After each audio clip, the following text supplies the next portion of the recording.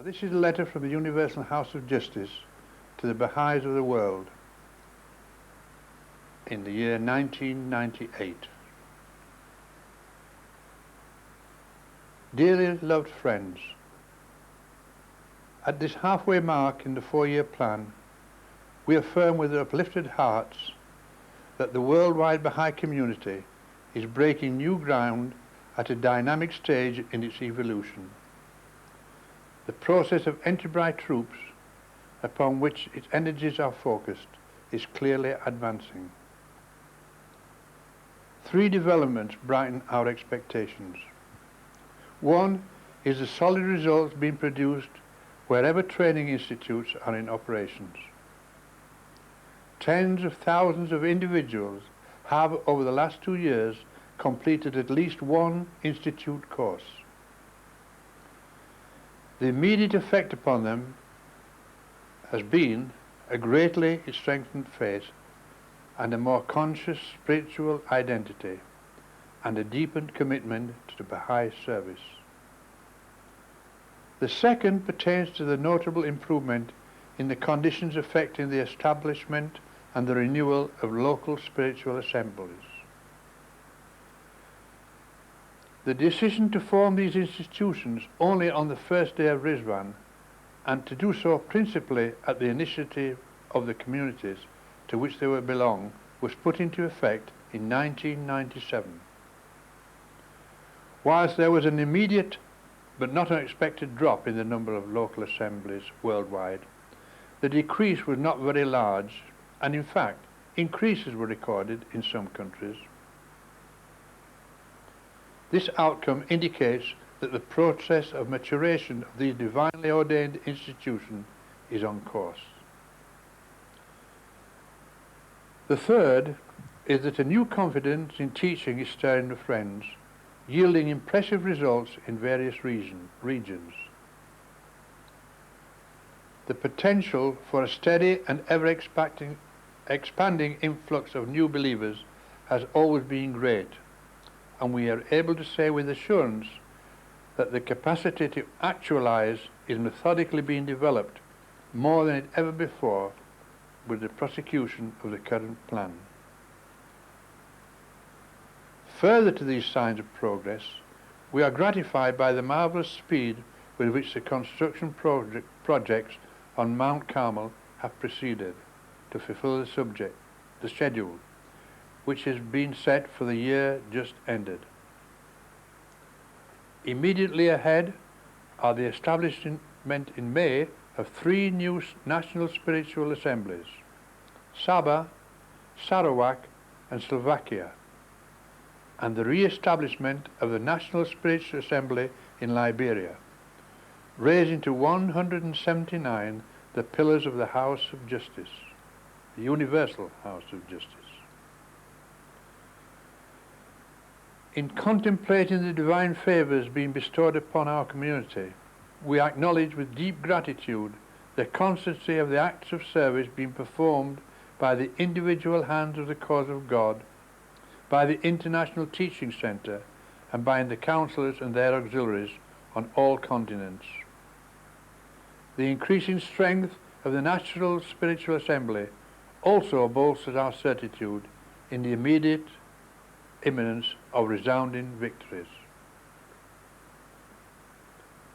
Against this salutary picture of the community's prospect is the confused background of the planet at odds with itself.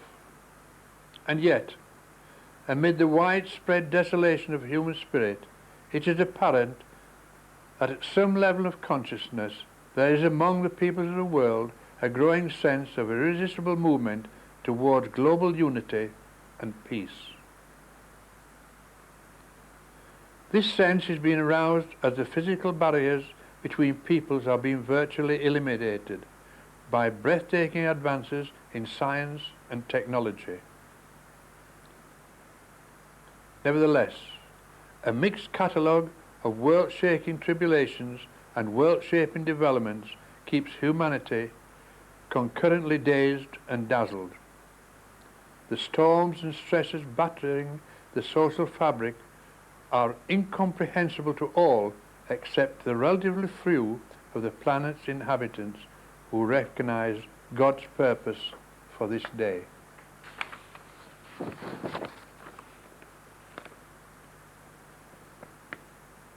Our fellow human beings everywhere are sensibly subjected at one and the same time to the conflicting emotions incited by the continuous operation of simultaneous processes of rise and fall, of integration and disintegration, of order and chaos. These Shoji Effendi identified as prospects of the major plan and the minor plan of God, two known ways in which his purpose for mankind is going forward. The major plan is associated with turbulence and calamity and proceeds with an apparent random disorderliness, but is in fact inexorably driving humanity towards unity and maturity. Its agency for the most part is the people who are ignorant of the course and even antagonistic towards its aim. As Shoji Effendi has pointed out, God's major plan uses both mighty and lowly as pawns in his world-shaping game for the fulfillment of his immediate purpose and the eventual establishment of his kingdom on earth.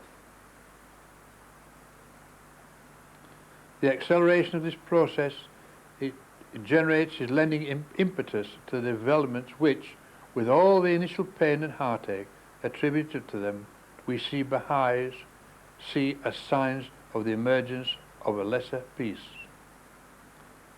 Unlike his major plan, which works mysteriously, God's minor plan is clearly delineated, operates accordingly to orderly and well-known processes, and has been given to us to execute. Its ultimate goal is the most great peace. The four-year-long campaign, at the midpoint of which we have arrived, constitutes the current stage in the minor plan. It is to the achievement of its purpose that we must devote all our attention and energies.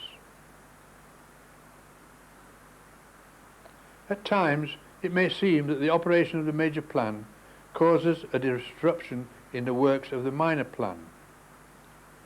But the friends have every reason to remain undismayed, for they recognize the source of the recurrent turbulence at play in the world, and in the words of our guardian, acknowledge its necessity, observe confidently its mysterious processes, ardently pray for the mitigation of its severity, intelligently labor to assuage its fury, and anticipate with undimmed vision the consummation of the fears and hopes it must necessarily engender. Even a cursory survey of the global scene in the most recent years cannot but lead to observations fraught with special significance for a Baha'i viewer. For one thing, amid the din of the society in turmoil, we can discern an unmistakable trend towards the lesser peace. An intriguing inkling is provided by the great involvement of the United Nations, with the backing of powerful governments in attending to long-standing and urgent world problems. Another derives from the dramatic recognition by world leaders in only recent months of what the interconnectedness of all nations in the matter of trade and finance really implies, a condition which Shoji Effendi anticipated as an essential aspect of the organically unified world. But a development of even greater moment to the Baha'i community is the massive number of people who are searching for spiritual truth. Several recently published studies have been devoted to this phenomena. The ideologies that dominate the larger part of this century have been exhausted. At their waning in the century's closing years, a hunger for meaning, a yearning of the soul, is on the rise.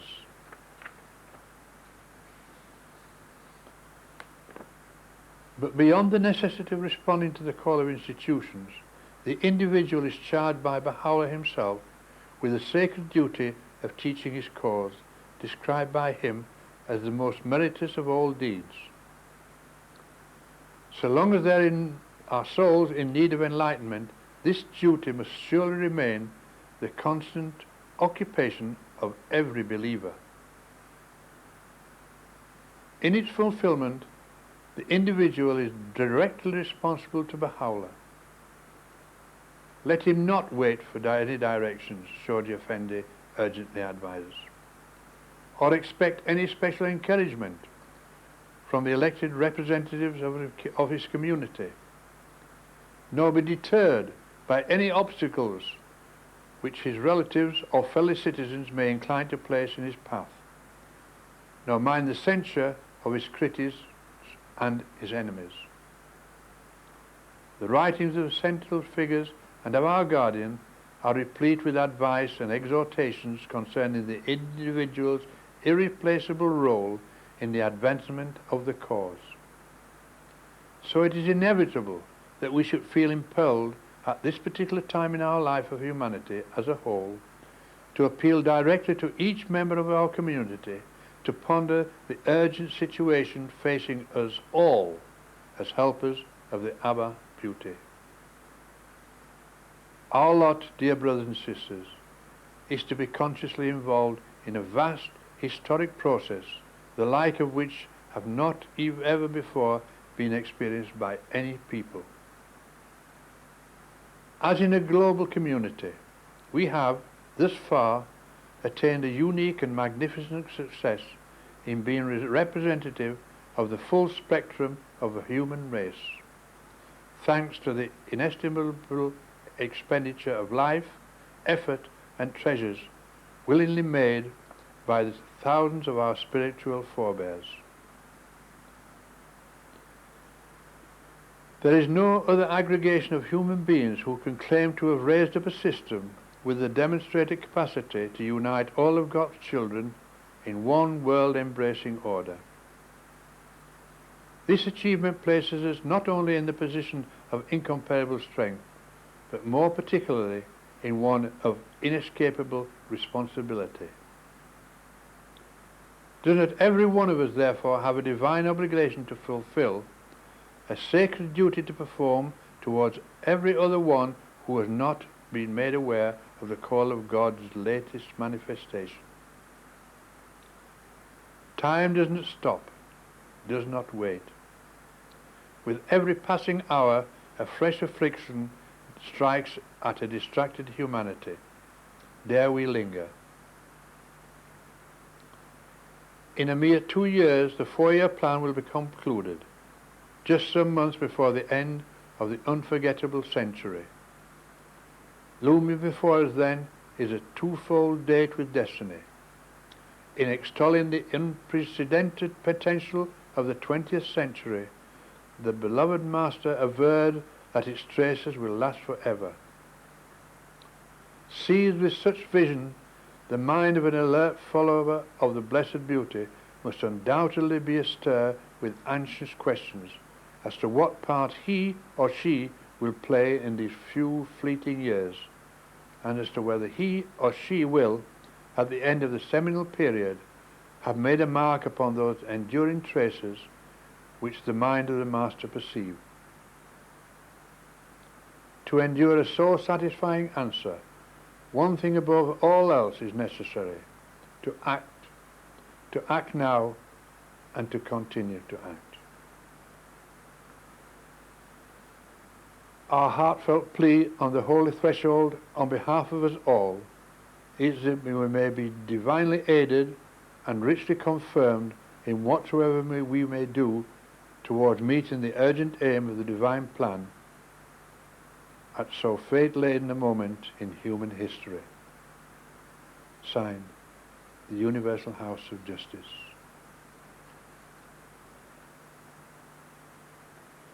Message from the Universal House of Justice, Rizwan 156, or 1999. To the Baha'is of the world, dearly loved friends, Our hearts are aglow with hope as we survey what has been accomplished in the year preceding the fateful final stretch toward the consummation of the 4-year plan. From the year's momentous beginning with the 8th International Baha'i Convention, the Baha'i world has sustained a rising pace of activity that has significantly advanced the process of entry by troops. Our community has grown appreciably. Its human resources have been richly enhanced, from projects of expansion to endeavors at consolidation, from social and economic development to external affairs, from services of the youth to expressions in the arts, from the world center of the faith to remote villages and towns. In fact, from whatever angle the community is viewed, progress has been made.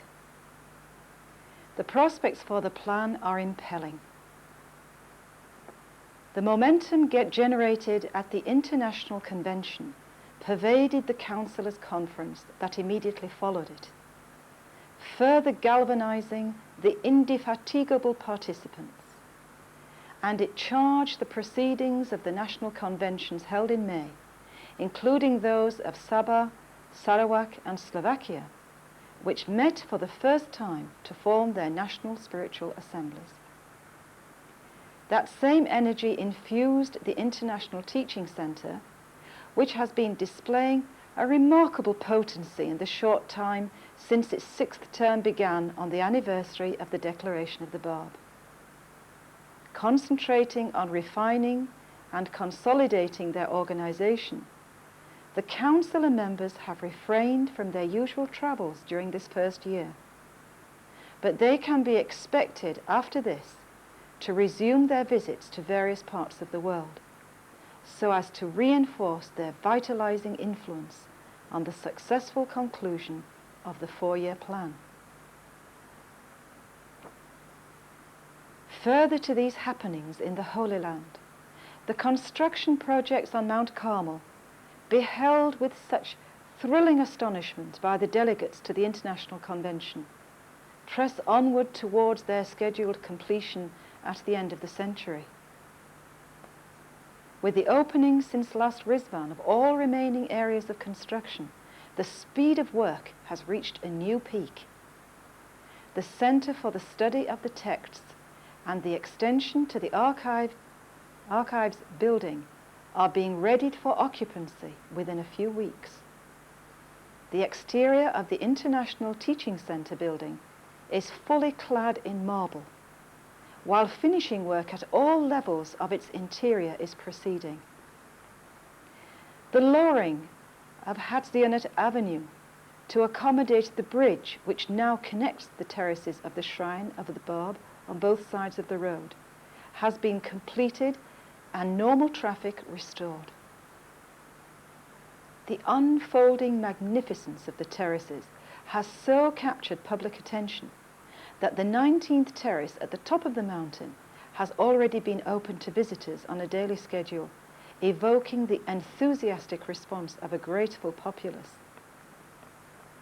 As part of a campaign to attract international attention to the city, the municipality of Haifa has published a pictorial brochure on the Shrine of the Bab and the terraces, available in 5 major languages besides Hebrew. We feel compelled to mention at least 2 other developments at the World Centre of a wholly different order. First, the decision to raise the number of pilgrims in each group to 150 from 100. This to take effect when the revamping, now in progress, of the newly acquired building, situated across the way from the resting place of the greatest holy leaf, has been completed, and use can be made of its provision of a pilgrim hall and other facilities for the administration of an expanded pilgrimage program. Second is the notable headway being made, despite the inevitable slowness of the process, in the plan to translate texts from the writings of Baha'u'llah with a view to publishing a new English volume of his works. effort is being devoted to providing full versions of such major tablets as the Surah Muluk and the Surah Haykal, as well as complete texts of tablets addressed to individual kings and rulers. Also scheduled for inclusion are the Surah Rais, the Lohi Rais, and the Lohi Fuad. The cause of Baha'u'llah marches on resistlessly, quickened by the increasing application of an approach to the development and use of human resources that is systematic.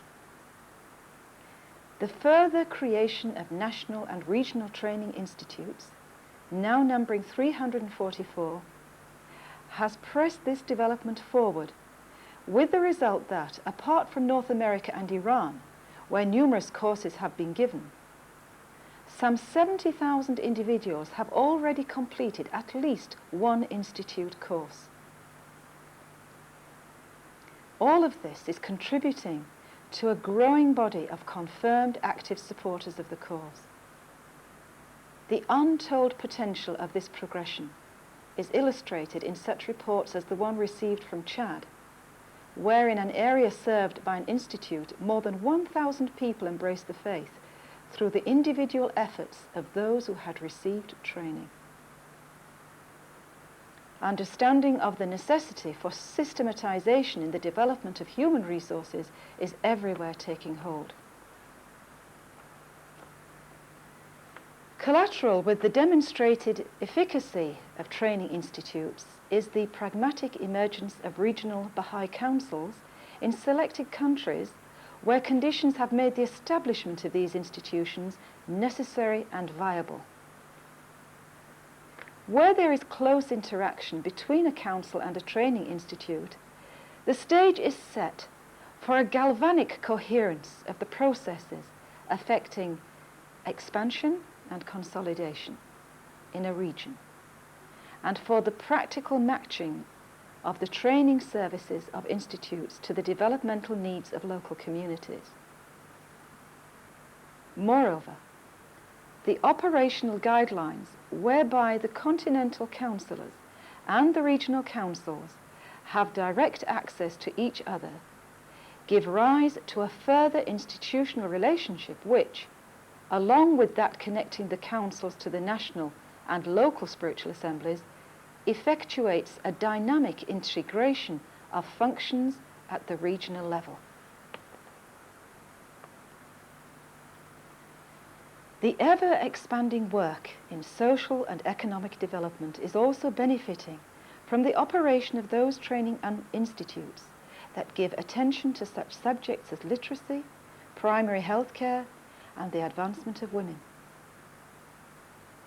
The more widespread efforts of the Office of Social and Economic Development to promote a global process of learning about relevant Baha'i principles are enhanced by the work of these institutes, as well as by the rise of Baha'i-inspired organizations scattered throughout the planet.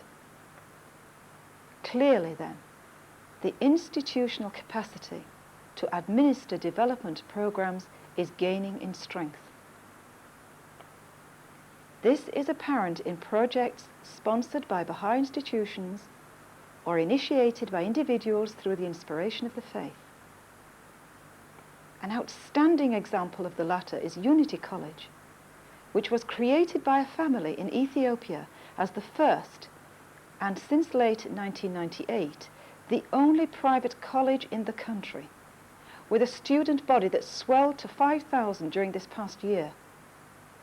Another example, on a smaller scale, but of significance nonetheless, is the initiative taken by a family in Buffalo, New York.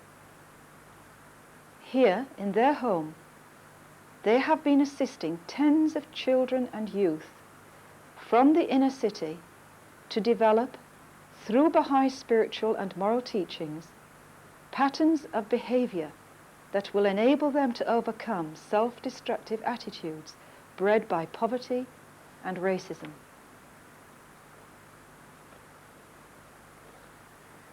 In the case of external affairs, the most energetic actions have been prompted by two tragic happenings in Iran. the sudden execution in Mashhad last July of Mr. Ruhollah Rouhani, the first such official action in 6 years, registered a shock that provoked a worldwide and unprecedented outcry by governments and United Nations agencies. In late September, the government's intelligence agency launched an organized attack on the Baha'i Institute of Higher Education, involving the arrest of 36 members of the faculty and raids on more than 500 homes across the country.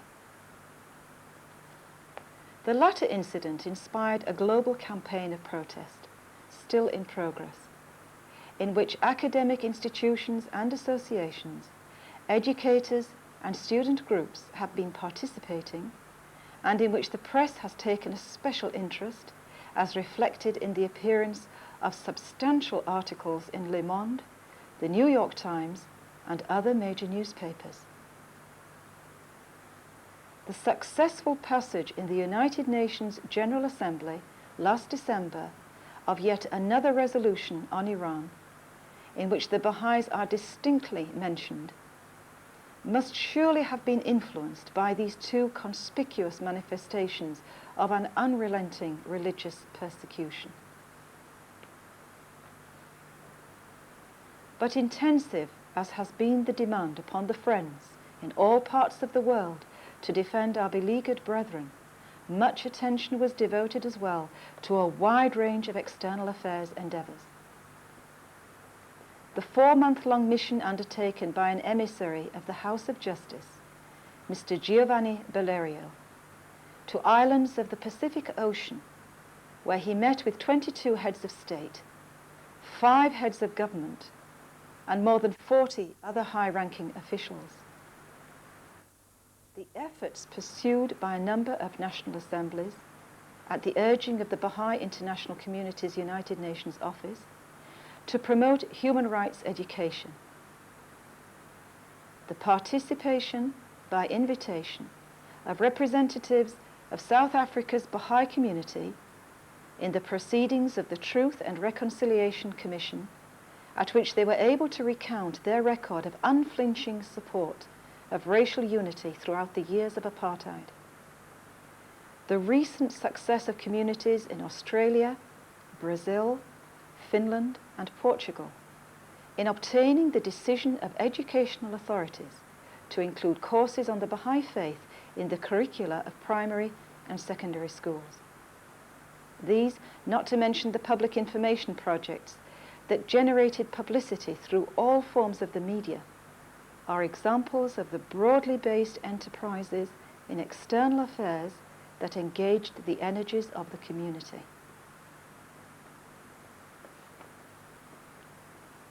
A corollary spate of activities involved the use of the arts, of which the musical and other artistic performances associated with the celebration in Paris of the centenary of the establishment of the faith in Europe were an outstanding instance.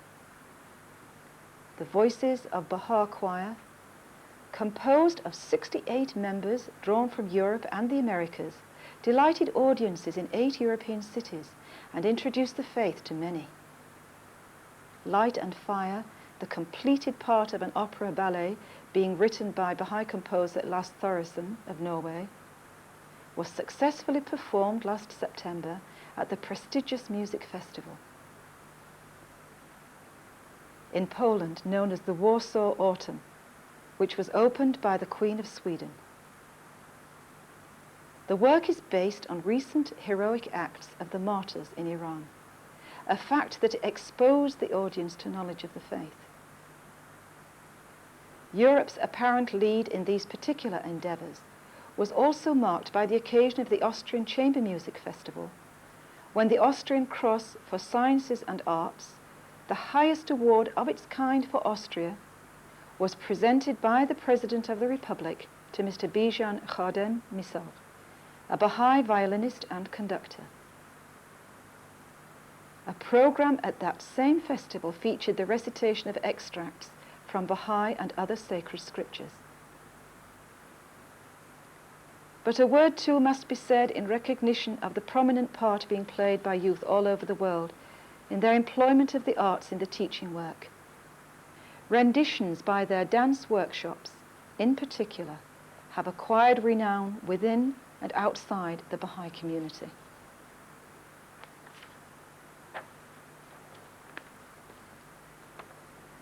We therefore enter this Rizwan season as a community in a dynamic state of transformation, enjoying a coherence of vision and activity consonant with the aim of advancing the process of entry by troops. And we begin the final year of the plan with a boost in administrative strength, as 3 countries in Europe, Latvia, Lithuania and Macedonia, convoke their first conventions to form national spiritual assemblies and thus raise the number of pillars of the Universal House of Justice to 182. But beyond this festive moment is a chronology of expectations that lists, first and foremost, the conclusion of the 4-year plan at Rizwan 2000. This will be followed by the commencement on the day of the covenant of that very year of a new term of office for the Continental Boards of Councillors, whose members will soon thereafter be called to the Baha'i World Centre for a conference at which, among other matters, the features of the next global teaching and consolidation plan will be discussed. The Councillors' Conference will mark the occupation by the International Teaching Centre of its permanent seat, an occasion for which auxiliary board members throughout the world will be invited to join the councillors in the Holy Land. The Mount Carmel projects will have been completed by this time, and the preparations will have been well advanced for dedicatory events, scheduled to take place on the 22nd and the 23rd of May, the year 2001, to which a number of representatives from each national Baha'i community will be invited. The details concerning these events are to be announced in due course. This projection of portentous happenings cuts across the divide in time between the 20th century and the new millennium, according to the reckoning of the Common Era. It is a projection that underscores the contrast between the confident vision that propels the constructive endeavours of an illumined community and the tangled fears seizing the millions upon millions who are as yet unaware of the day in which they are living. Bereft of authentic guidance, they dwell on the horrors of the century, despairing over what these could imply for the future, hardly appreciating that this very century contains a light that will be shed on centuries to come. Ill-equipped to interpret the social commotion at play throughout the planet, they listen to the pundits of error and seek deeper into a slough of despond. Troubled by forecasts of doom, they do battle with the phantoms of a wrongly informed imagination. Knowing nothing of the transformative vision vouchsafed by the Lord of the age, they stumble ahead, blind to the peerlessness of the new day of God. The pitiful conditions implied by such a state of heart and mind cannot but prompt us all to action, unabating action, to fulfill the intentions of a plan whose major aim is to accelerate that process which will make it possible for growing numbers of the world's people to find the object of their quest, and thus to build a united, peaceful, and prosperous life. Dear friends, the days pass swiftly as the twinkle of a star. Make your mark now, at this crucial turning point of a juncture, the like of which shall never return. Make that mark in deeds that will ensure for you celestial blessings, guarantee for you, for the entire race, a future beyond any earthly reckoning. Now, dear friends, you've heard now that Albert and Christine, they read between them the 1996 message of Universal House of Justice, when they informed the Baha'i international community about the 4-year plan, all the guidance needed for the 4 years,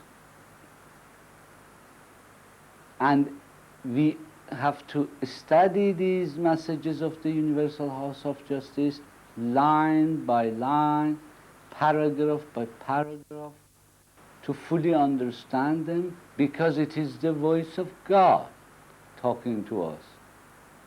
It is the Almighty that, through the instrumentality of Universal House of Justice, letting us know what His wish is and what we have to do. We were very fortunate.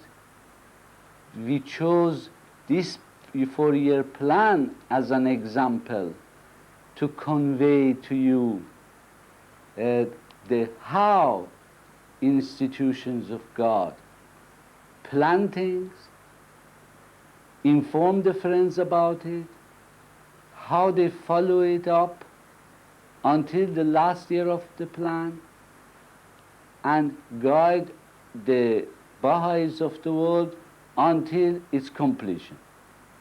So we have seen from the beginning of the 4-year plan, 1996, until now, the last year of it, from 1999, April 1999 to April 2000. This is how we get our plans and how we have to obey them, love them, and study them and implement them. Naturally, you will realize that in April 2000, Universal House of Justice will write the next message. They will evaluate the result of our work, and then they will give us further plans to advance this process of entry by troop, and also until we get nearer to our objective, which is the establishment of the kingdom of God on earth. Now, dear friends, you see, I've got this file in my hand. Guardian, once addressing an individual, said that when the message of God comes, when the plans of God are given to the Baha'is of the world, each individual should make it his or her duty to make that happen, to make that plan to succeed. And I'm very glad to say to you that a few years back, in a summer school, my beloved friend Caroline Wade was giving a talk, and during the course of that talk said, when the Universal House of Justice sends the message to the Baha'is of the world, each individual should collect these and then to write on the top of the letter their name, meaning I've got all the messages of Universal House of Justice in this folder. I shared with you only those messages regarding the 4-year plan. But on top of each page, I've written Khosro Deihim, as Universal House of Justice, meaning as God has just said that to me. I am not concerned what other 6.5 million Baha'is in the world are going to do. My responsibility is to God, and I am going to say what I am going to do about this. And I want to ask you to consider doing the same thing yourself. When the messages of the Universal House of Justice comes, which is really the inspiration they have received from God to give us, we as individuals, all of us should do this and say, what am I going to do in response to this message of God? Now, I'm going to tell you a couple of stories now. One from Abdul Baha and one from the time of the beloved guardian Shoghi Afandi, so that these two stories reinforces what I have been telling you so far, and also clarifies certain points and gives us courage. You see, in our syllabus we are doing part 4, and it says your own courage you needed. Now, the first story is from Abdul Baha. Once Abdul Baha explained to the friends the station of the Baha'is and the power of the Baha'is in this fashion. He said, I'm going to give you, tell you a story. This is what Abdul Baha said. He said, in the 100 years, 50 years ago, when people wanted to travel long distances, they used to join a caravan to go from one city to another. And when they were with the caravan, they had riflemen for protection, and they used to take all their valuables and merchandise with them. And then Abdul Baha said, at those times, they were highway robbers. These highway robbers, they would go and choose a spot that they knew the caravan had to go through it, for example, through a valley that was surrounded with two hills or mountains. And then they would ambush the caravan and rob all their belongings. So Abdul Baha said, once this caravan was going with 40 riflemen and a lot of merchandise and jewelry and money and goods and gold and everything else, until they reached this spot where the highwaymen, these highway robbers, thieves, they were waiting for them. When they reached the spot, a single highwayman, the single robber with one rifle on a horse came in front of the caravan and he said, stop. They stopped, and he said to the leader of the caravan, he said, tell all your men to drop their rifles and tell everybody in the caravan to put all the gold, all the money, all the merchandise they have, they throw it away on the ground and then keep going. So the leader of the caravan told them, okay, drop your guns, throw all your possessions, all your gold, all your money, all your merchandise, and let's go. The people in the caravan, they said, what are you talking, man? We have 45 riflemen here. We have loads of money and jewelry and merchandise, and we are so many able men with the caravan. And he is just only one single person.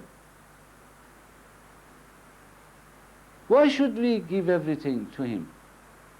He said, well, if you knew what I know, then you would do the same. You see, he is a single man, but there are 200 riflemen, the robbers, are just at both sides of the road on the hill or mountain. They are aiming their guns towards us. It is only enough for this single highway robber, this single person, to shout, and they will shoot all of you and you will be dead in a minute. So throw everything. Just thank God that they are not going to kill you, and go.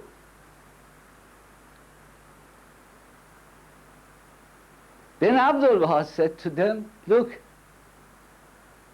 the position of every Baha'i is just like that single highway robber. You arise, you teach the faith of God, wherever you are, and no matter who you are facing, with what authority, with how many people they are going to submit to you. They are going to accept your word. They are forced to accept your word and join the faith of God. Why? Because Baha'u'llah has said that a company of chosen angels are always reinforcing you from the invisible worlds of God. And it is only necessary for you to shout once sincerely and ask their help, and all these angels of the heaven are going to back you and make the people who are listening to you to submit to you, to accept the faith of God. You are not alone. You have got the power of the Holy Spirit behind you. You should not be timid. You have to have courage. Who can oppose you when you have the power of the Lord with you?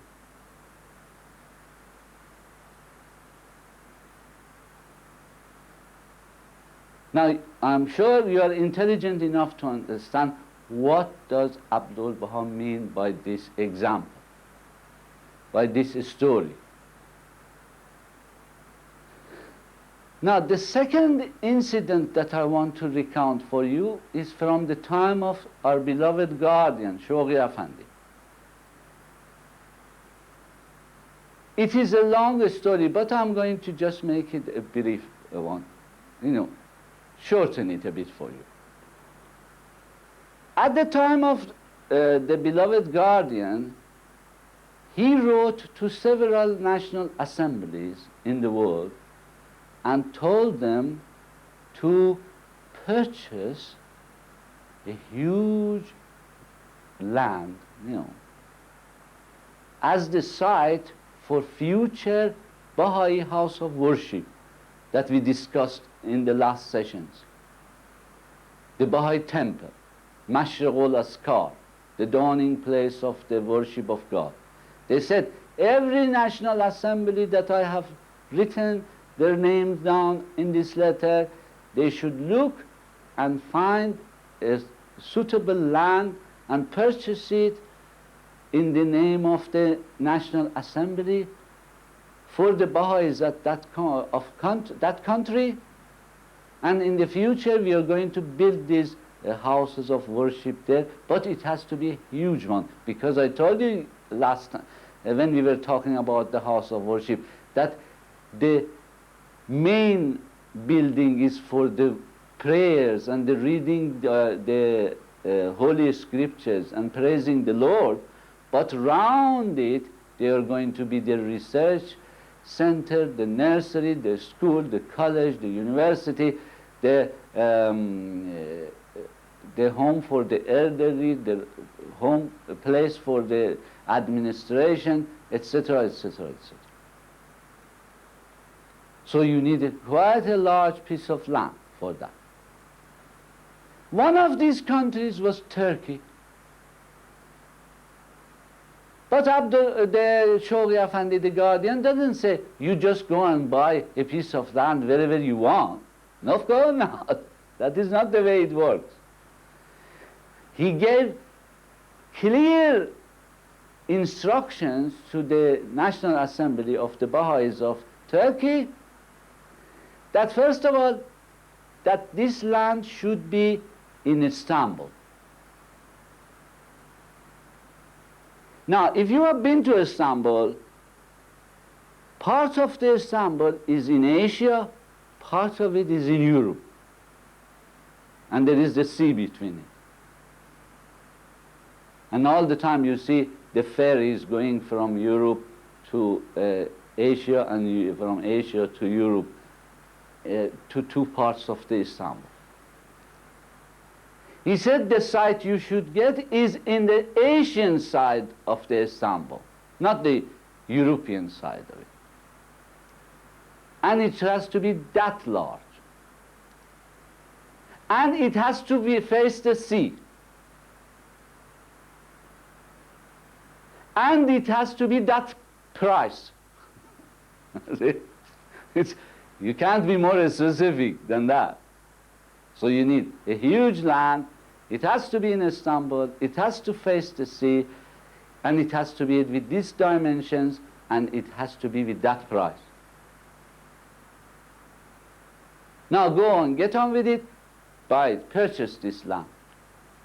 So they went and searched, and I don't know, if you have personally been to yourself to Istanbul, you know that that area that is Asian side and is facing this sea is commercialized.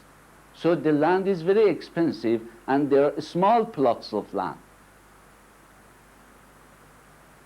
So they searched and they couldn't find a land of that size at the beginning. So they wrote to Shoghi Effendi that, oh, that site is very expensive, very commercialized, and we can't at the moment find the land that you were specifying how large it should be.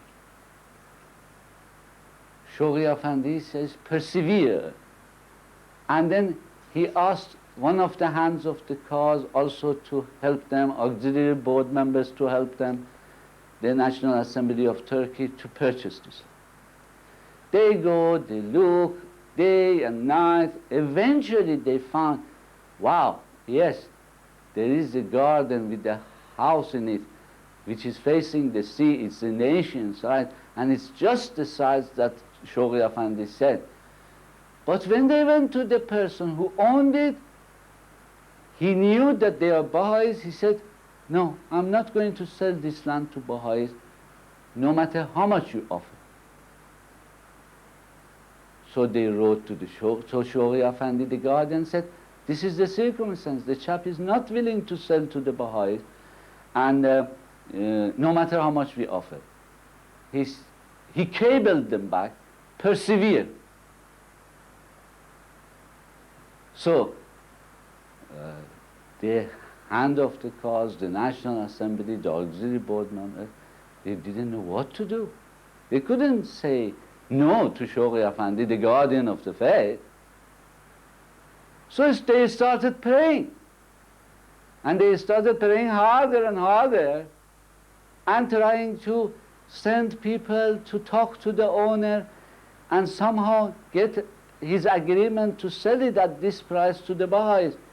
And all the time they get negative response. And Shoghi Effendi kept sending them cables,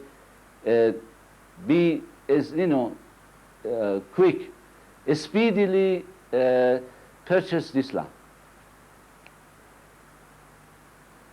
Then they started reading the tablet of Ahmad, remover of difficulties, day and night, because they didn't really know what to do. They couldn't find a solution to the problem.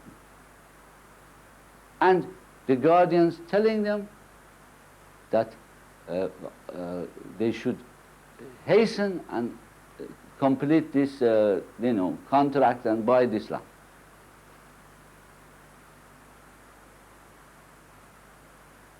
When they really realize they have to rely on the power of God, because the guardian is the sign of God on earth, and should pray harder. But in their hearts they weren't 100% confident, so they had to pray to God. Until when they were absolutely desperate and they prayed so hard, suddenly they saw a knock on the door where they were living. And they opened the door and they saw the son of the owner of that piece of land came unto them, and he said, "Oh, do you know, my father just died, and I have been inspired to come and tell you that you can have this piece of land, the garden which is facing the sea, at the price that you want to offer. You can have it." And every one of them, they realize, now you see, this is the way God intervened. You have to have courage, you have to have confidence that if it is the will of God, one way or another, it's going to happen. If you do not have that confidence, if you don't have the faith, then naturally nothing is going to happen. Well, dear friends, I feel so full of joy now, because I can feel how did the early Christians, how did the early Buddhists, how did the early Jews, how did the early Muslims felt when they were at the beginning of the development of their religion, and how they were elated, and they were thinking and working for the cause of God at their own time, and now we are doing the same. I want to direct you now back to the syllabus for a second, and if you remember, we are doing the part 4, systematic planned actions to achieve goals. We talked about your authority, which means we read that whatever we do, we get our authority from God through the manifestation of God for this age. We talked about the courage, because we said we have the power of God behind us, so we have to be courageous. We talked about loyalty, to be devoted and love God and do everything for the sake of God and be loyal to the cause of God. Naturally, we have to be devoted to it, and it is our responsibility to achieve those goals. And those goals, as I told you, according to the strategic planning that we get from our beloved Universal House of Justice, at the moment is to grow, to increase our numbers, to teach the faith of God. And we want to see, now that you have listened, Christine and Albert read the messages of the Universal House of Justice from 1996 to 7 and 98 and 99.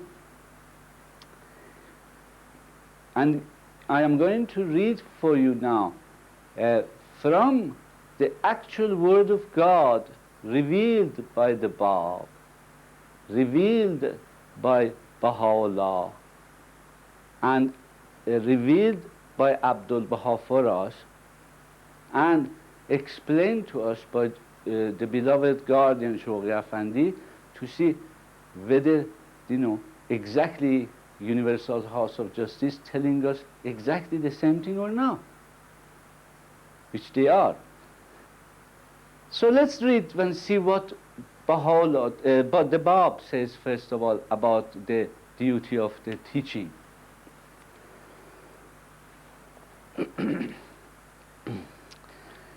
You see, Bab, the king of the messengers, in one of his revelations say, it is better to guide one soul than to possess all that is on earth. You see, for God, one person to turn to Him is of that much value. And for man, he says, Bob says, it is better to guide one soul, to guide one soul than to possess all that is on earth. For as long as that guided soul is under the shadow of the tree of divine unity, he and the one who has guided him will both be recipient of God's tender mercy. Whereas possession of earthly things will cease at the time of death. The path to guidance is one of love and compassion, not of force and coercion. This has been God's method in the past and shall continue to be in the future. He causes him whom he pleases to enter the shadow of his mercy. Verily, he is the supreme protector, the all-generous. There is no paradise more wondrous for any soul than to be exposed to God's manifestation in His day, to hear His verses and believe in them, to attain His presence, which is naught but the presence of God, to sail upon the sea of the heavenly kingdom of His good pleasure, and to partake of the choice fruits of the paradise of His divine oneness. This is where we get our authority, this is where we get our, our responsibility to teach, because he says to teach one soul is better than possessing everything on earth, all the golds, all the emeralds, all the wealth, all the properties, everything in the world cannot be compared to the joy and the importance of teaching one human soul. Then I'm going to read for you when the first believers in the Bab. You see, at the beginning, when you read the Dawnbreaker, the book that I introduced to you about the life of the Bab, and I recommended you to read it definitely. When the first 18 people believed in Bab, and he taught them the faith of God, and then gave them, mission to go and do his biddings, what he told them to do. But before they left, this is in 1844, before the disciples of the Bab left, he addressed them these words. So, I'm going to read it for you. He said, revealed by the Bab, the king of messengers, farewell address to the letters of the living, those first 18 people who believed in him. He said to them, "O my beloved friends, You are the bearers of the name of God in this day. You have been chosen as the repositories of His mystery. It behoves each one of you to manifest the attributes of God and to exemplify by your deeds and words the signs of His righteousness, His power and glory. The very members of your body must bear witness to the loftiness of your purpose, the integrity of your life, the reality of your faith, and the exalted character of your devotion. For verily I say, this is the day spoken by God in His book, quote, on that day will we set a seal upon their mouths, yet shall their hands speak unto us, and their feet shall bear witness to that which they shall have done. Ponder the words of Jesus addressed to His disciples as He sent them forth to propagate the cause of God. In words such as these, He bade them arise and fulfill their mission. Quote, ye are even as the fire which in the darkness of night has been kindled upon the mountaintop. Let your light shine before the eyes of men. Such must be the purity of your character and the degree of your renunciation, that the people of the earth may through you recognize and be drawn closer to the Heavenly Father, who is the source of purity and grace. For none has seen the Father who is in heaven. You are His spiritual children. You who are His spiritual children must by your deeds exemplify His virtues and witness to His glory. You are the salt of the earth. But if the salt have lost its savor, wherewith shall it be salted? Such must be the degree of your detachment, that into whatsoever city you enter to proclaim and teach the cause of God, you should in no wise expect either meed or reward from its people. Nay, when you depart out of that city, you should shake the dust from off your feet. As you have entered it pure and undefiled, you must depart from that city. For verily I say, the Heavenly Father is ever with you and keeps watch over you. If you be faithful to Him, He will assuredly deliver into your hands all the treasures of the earth, and will exalt you above all rulers and kings of the world. Unquote. O my letters, verily I say, immensely exalted is this day before the days of the apostles of old. Nay, immeasurably is the difference. You are the witnesses of the dawn of the promised day of God. You are the partakers of the mystic chalice of His revelation. Gird up the loins of endeavor and be mindful of the words of God as revealed in His book. Quote, lo, the Lord thy God is come, and with Him is the company of His angels arrayed before Him. Unquote. Purge your hearts of worldly desires, and let angelic virtues be your adorning.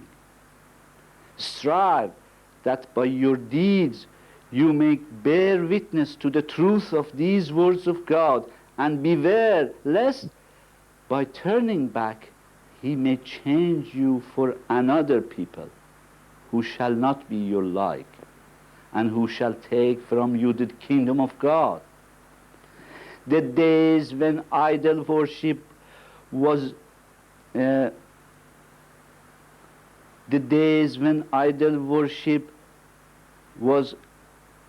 sufficient are ended. The time is come when naught but the purest motive, supported by deeds of stainless purity, can ascend to the throne of the Most High and be acceptable unto him. The good word rises up unto him, and the righteous deed will cause it to be exalted before him. You are the lowly, of whom God has doth spoken in his book, quote, and we desire to show our favors to those who were brought low in the land, and to make them our heirs, unquote. You have been called to this station.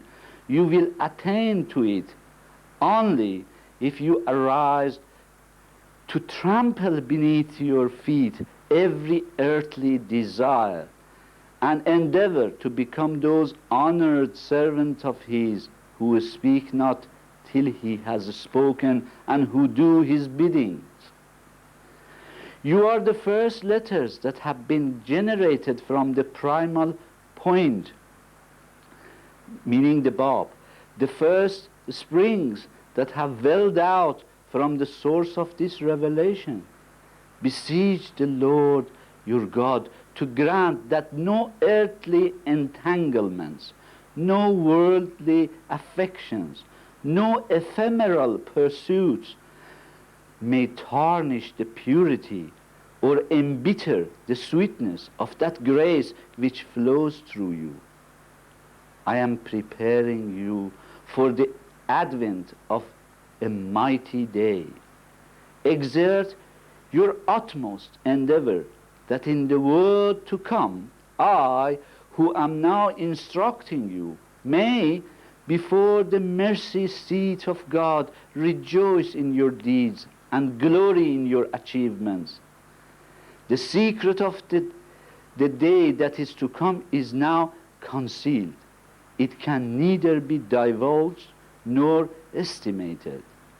The newly born babe of that day excels the wisest and most venerable men of this time, and the lowliest and most unlearned of that period shall surpass in understanding the most erudite and accomplished divines of this age, scattered throughout the length and the breadth of this land, and with steadfast feet and sanctified hearts prepare the way for his coming.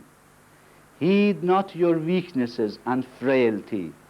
Fix your gaze upon the invincible power of the Lord, your God, the Almighty. Has he not in the past days caused Abraham, in spite of his seeming helplessness, to triumph over the force of Nimrod? Has he not enabled Moses, whose staff was his only companion, to vanquish Pharaoh and his hosts? Has he not established the ascendancy of Jesus, poor and lowly as he was in the eyes of men, over the combined forces of the Jewish people? Has he not subjected the barbarous and militant tribes of Arabia to the holy and transforming disciples of Muhammad, his prophet? Arise in his name. Put your trust wholly in him and be assured of ultimate victory. These are the days, dear friends, that the Bab talking about, the days of Baha'u'llah, the glory of God.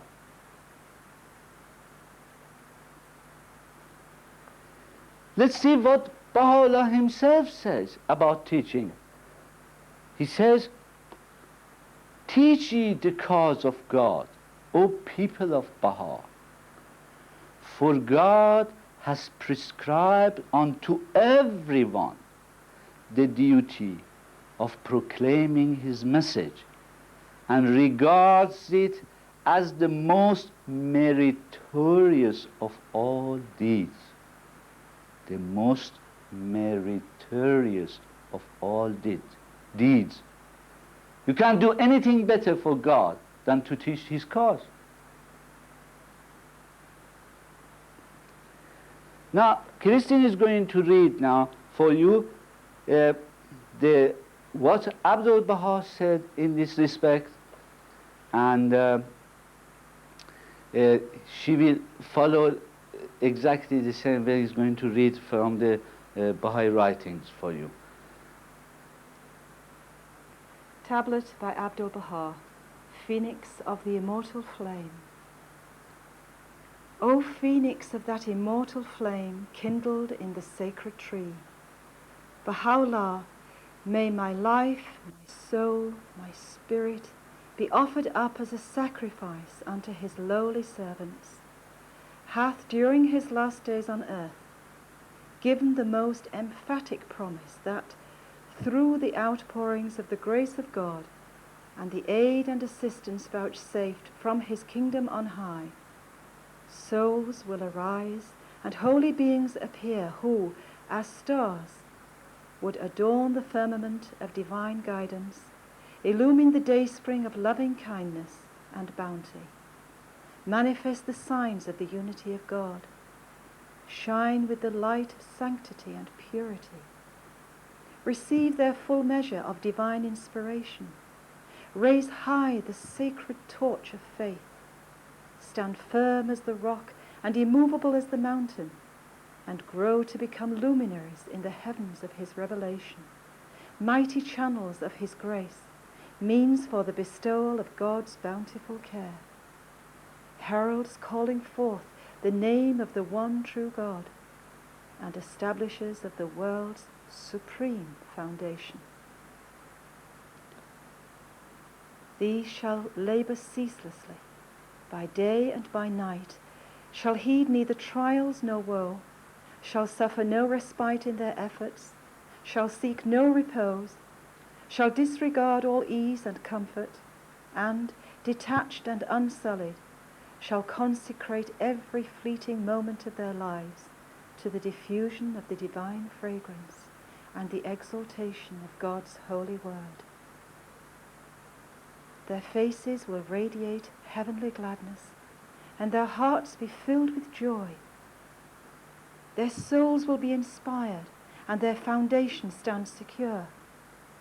They shall scatter in the world and travel throughout all regions. They shall raise their voices in every assembly and adorn and revive every gathering. They shall speak in every tongue and interpret every hidden meaning. They shall reveal the mysteries of the kingdom and manifest unto everyone the signs of God. They shall burn brightly, even as a candle in the heart of every assembly, and beam forth as a star upon every horizon. The gentle breezes wafted from the garden of their hearts shall perfume and revive the souls of men, and the revelations of their minds, even as showers, will reinvigorate the peoples and nations of the world. I am waiting, eagerly waiting for these holy ones to appear. And yet, how long will they delay their coming? My prayer and ardent supplication at eventide and at dawn is that these shining stars may soon shed their radiance upon the world, that their sacred countenances may be unveiled to mortal eyes, that the hosts of divine assistance may achieve their victory, and the billows of grace rising from his oceans above may flow upon all mankind. Pray ye also and supplicate unto him that through the bountiful aid of the ancient beauty, these souls may be unveiled to the eyes of the world. The glory of God rest upon thee, and upon him whose face is illumined with that everlasting light that shineth from his kingdom of glory.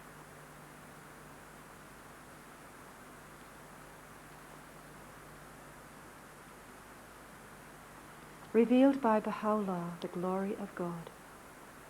A passage from the Victory Tablet.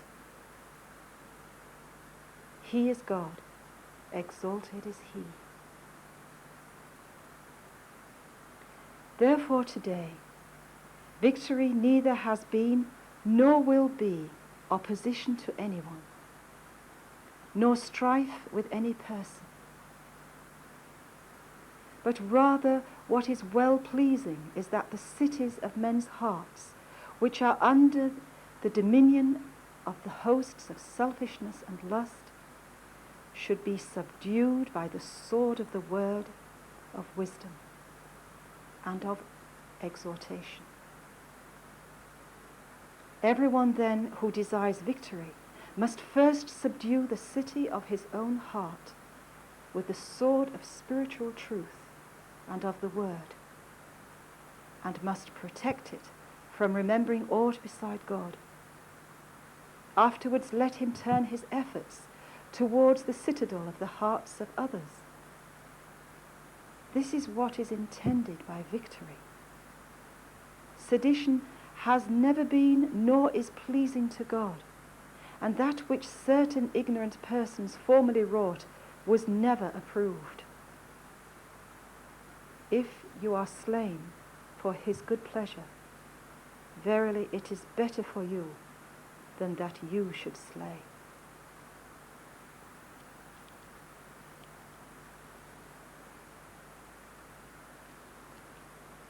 Human utterance from the tablets of Baha'u'llah. No man of wisdom can demonstrate his knowledge save by means of words. This showeth the significance of the word as is affirmed in all the scriptures, whether of former times or more recently. For it is through its potency and animating spirit that the people of the world have attained so eminent a position. Moreover, words and utterances should be both impressive and penetrating. However, no word will be infused with these two qualities unless it be uttered wholly for the sake of God and with due regard unto the exigencies of the occasion and the people. The great being saith, human utterance is an essence which aspireth to exert its influence and needeth moderation. As to its influence, this is conditional upon refinement, which in turn is dependent upon hearts which are detached and pure. As to its moderation, this hath to be combined with tact and wisdom, as prescribed in the Holy Scriptures and tablets. Every word is endowed with a spirit. Therefore the speaker or expounder should carefully deliver his words at the appropriate time and place. For the impression which each word maketh is clearly evident and perceptible. The great being saith, one word may be likened unto fire, another unto light, and the influence which both exert is manifest in the world. Therefore, an enlightened man of wisdom should primarily speak with words as mild as milk, that the children of men may be nurtured and edified thereby, and may attain the ultimate goal of human existence, which is the station of true understanding and nobility. And likewise he saith, one word is like unto springtime, causing the tender saplings of the rose garden of knowledge to become verdant and flourishing, while another word is even as a deadly poison. it behoveth a prudent man of wisdom to speak with utmost leniency and forbearance, so that the sweetness of his words may induce everyone to attain that which befitteth man's station.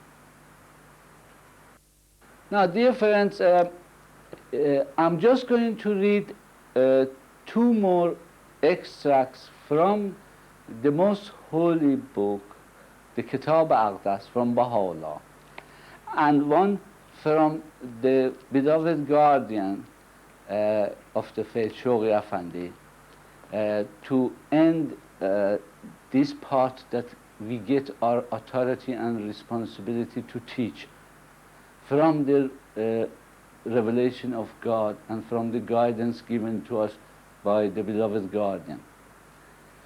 Now, in the Kitab Aqdas, Baha'u'llah says,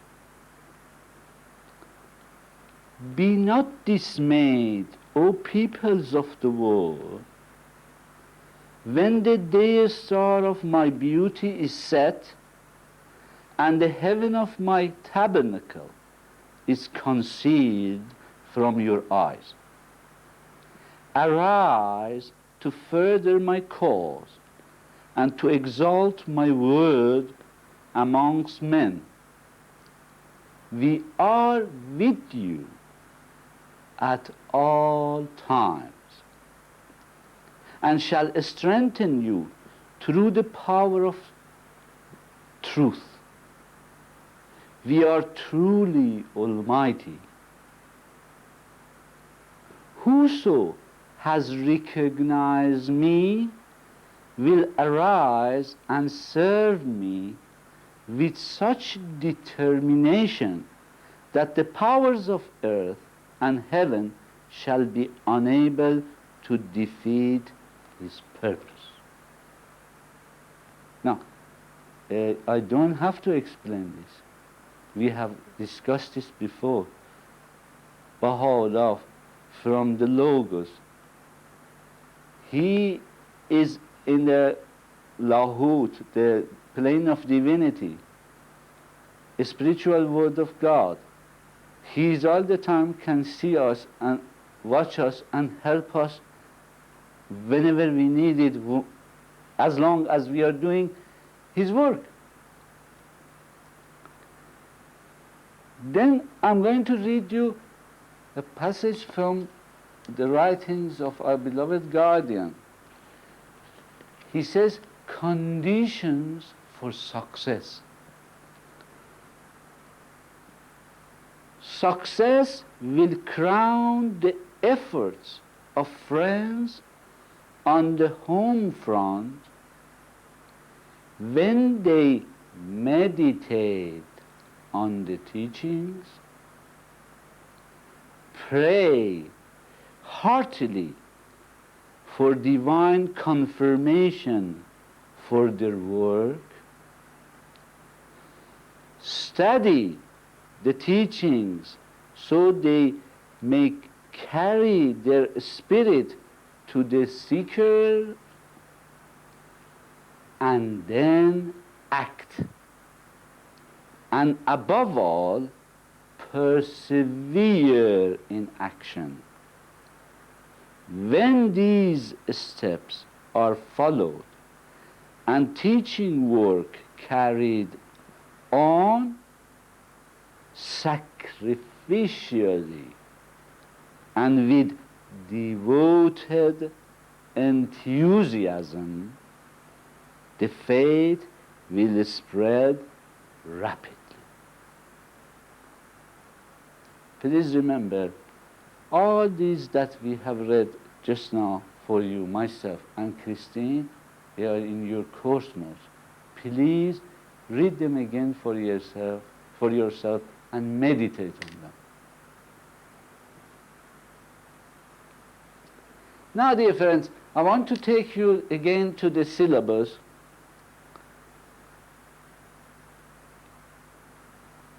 We know where we get our authority. We know we have to have courage. We have to be loyal. We have to have devotion. It is a responsibility that God has given us. And Universal House of Justice has given us the strategic planning for the 4-year plan that we read together. Now we are going to come to the second line of the part 4, your own project, its structure, principles and practices and aims of your project. So I'm going to talk first about the project structure. You want to start working. You want to start teaching. And then once you have proclaimed the message of Baha'u'llah, if somebody responds to it, you teach.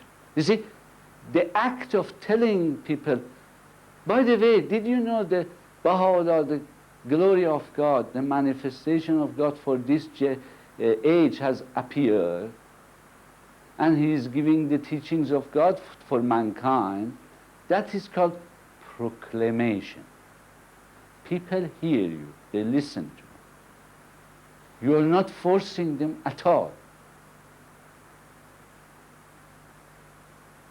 If they on their own decide to come to you and say, so what did he teach?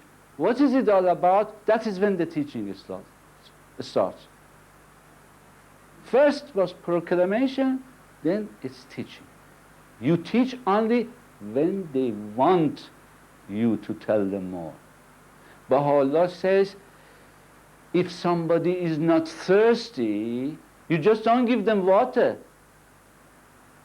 If somebody in their heart and soul don't want to know about God, our Creator, and they don't want to know about the glory of God that has come, the Spirit of truth, then you are not going to tell them. It is only when they want it you start teaching them. However, when you start to teach, whether you are going to work by yourself, just as one person, or whether you want to get 2, 3, 4 people to work with you as a team, it doesn't make any difference. You have to have a project.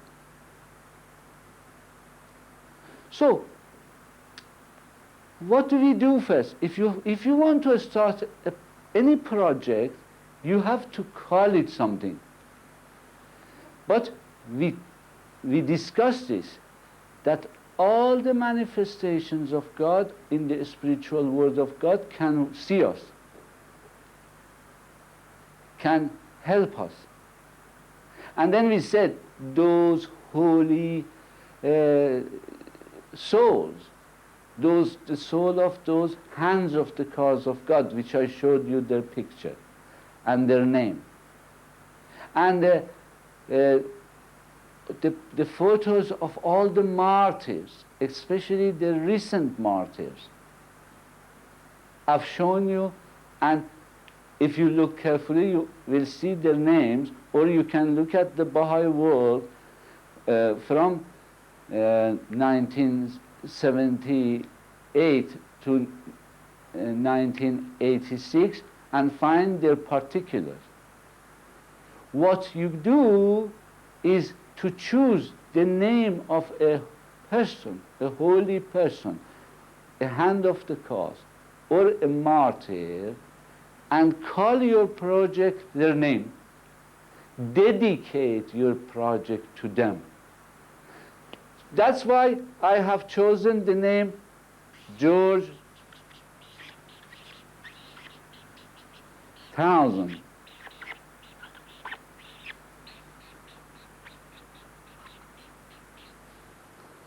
The hand of the cause of God. He has passed away. He is alive. His spirit is in the spiritual dimension of God. I have read about him. I can relate to him. I can ask him to intercede with Baha'u'llah, with God, for the success of this project. That's what we called our project George 1000. You can choose the name of a holy one that has gone to the next dimension, the spiritual dimension, and dedicate your project to them. And then ask them to intercede for the success of your project. Naturally then, underneath it you will write your address and your name, address, telephone number,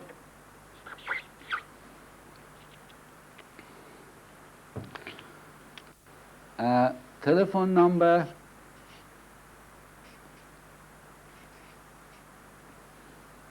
and then you say, well, I'm going to start this in 1999, established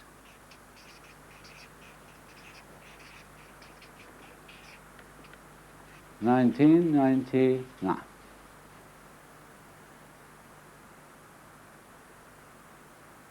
That's easy enough, isn't it, so far?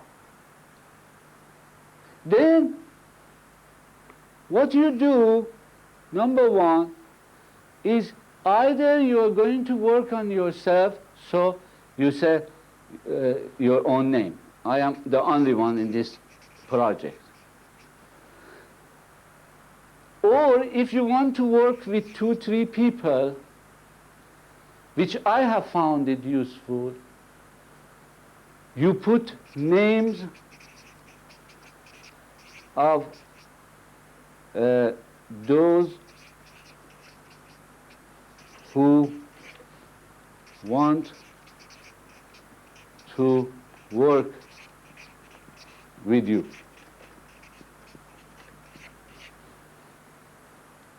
Now, I have found that if I want to start teaching seriously, dear friends, the most difficult part of it, believe it or not, is time. That's why you need somebody else as well. As your work expands, and as you concentrate on teaching seriously, I found myself, I need a manager, a facilitator, a coordinator, an administrator, a public relation officer, an information officer, somebody who's got a computer, somebody who's got connected to internet, somebody who can administer the affair of this project.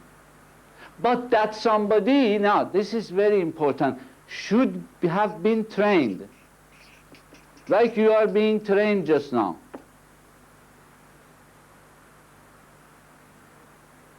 Or in every country now, Universal House of Justice have asked all the national assemblies in the world to establish training institute. Send them to go to the training institute to be trained fully. Why?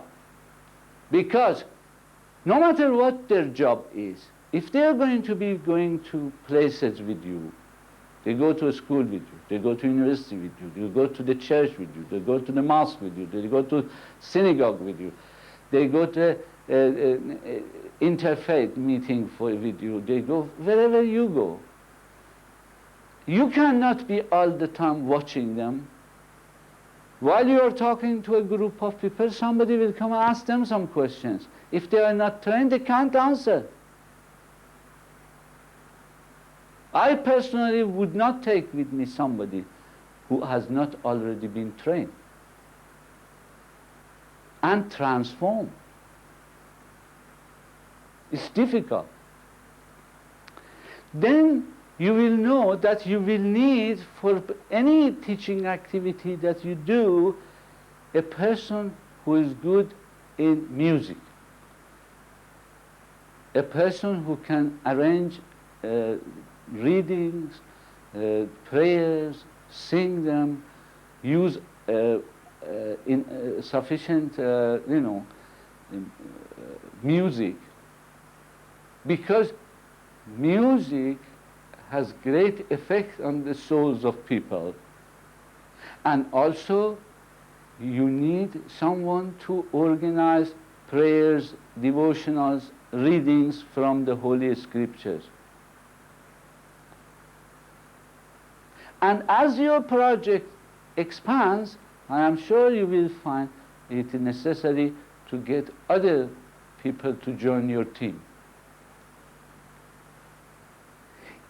However, it does not mean that everybody has to do something. As you know, David, who works with me and has been reading, he is the coordinator. He is the public relation man. He is the administrator. He arranges the talks, when the time of the talk, which town we go, where we are going to stay, tell the people about the course, about the syllabus, and about everything. Then we have got Christine,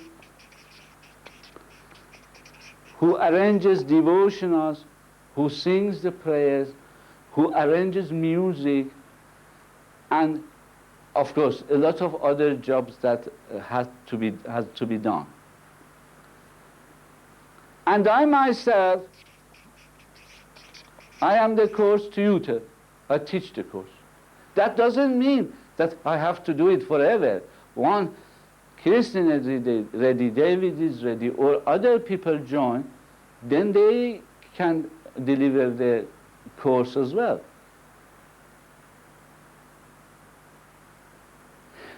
Number 4, it is absolutely necessary that you inform your local spiritual assembly about your activities, so that they know what you are doing, they can give you guidance, and if need be, they can give you financial assistance.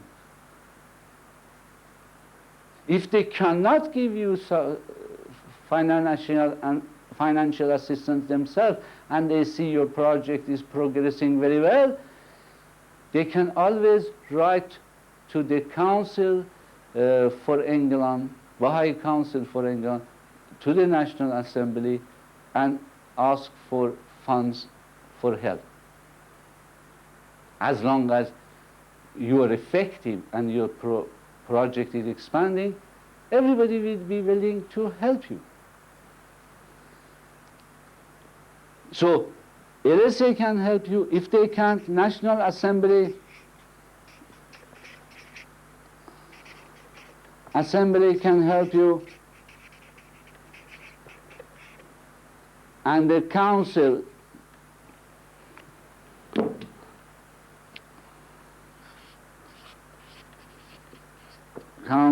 for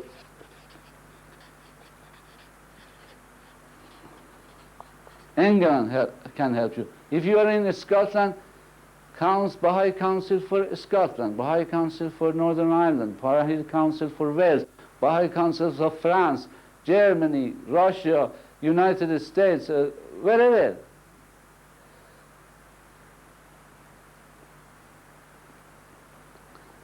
Number 5, it is better to inform your assistant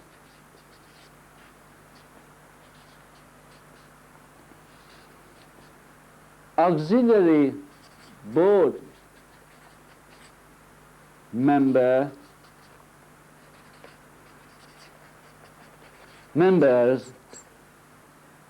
You see, we said for every town and city there is an assistant auxiliary board member who works for the auxiliary board member, who works in their turn for the counselor. They have got resources, they have got information that they can help you with. So don't think for 1 second that you are alone. 7 million Baha'is are around to help you. You are part of the family. You are all working for the cause of God.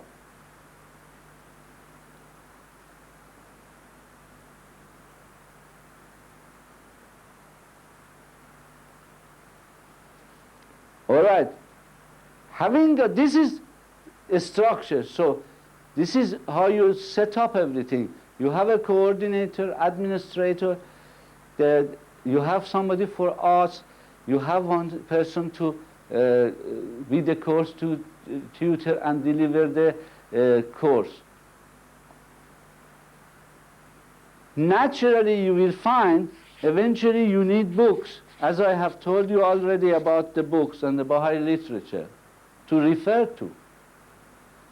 You will need, for the person who does the work in time, computer, papers, the stamps, I don't know, stationery, everything else. Gradually you will need venue.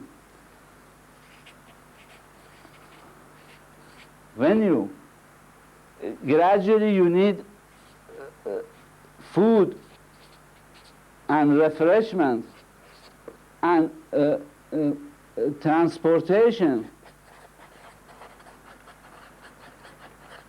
You see, as the project progresses, you will need a lot of things. That's what I'm saying. Whether you are one person, you have to have help, but it is better to work with 2, 3 people to begin with, until the project expands and the work becomes so much that you will need extra help.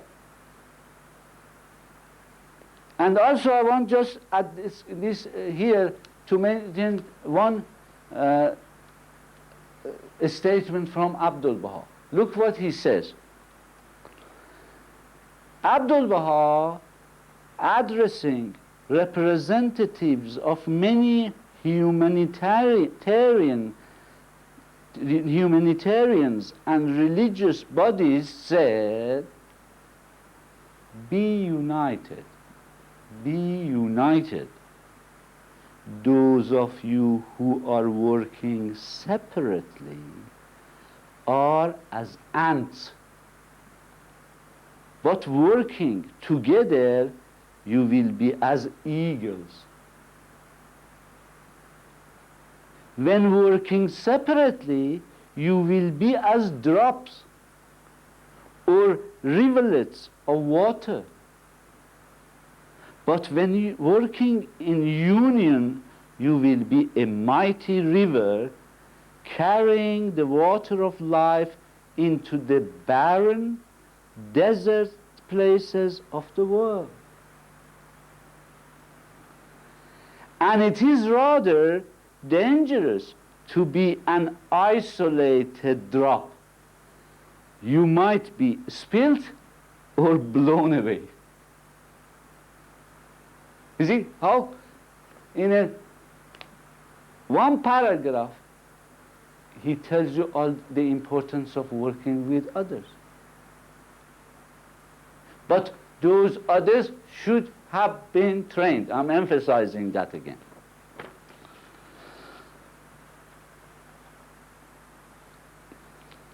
Now, dear friends,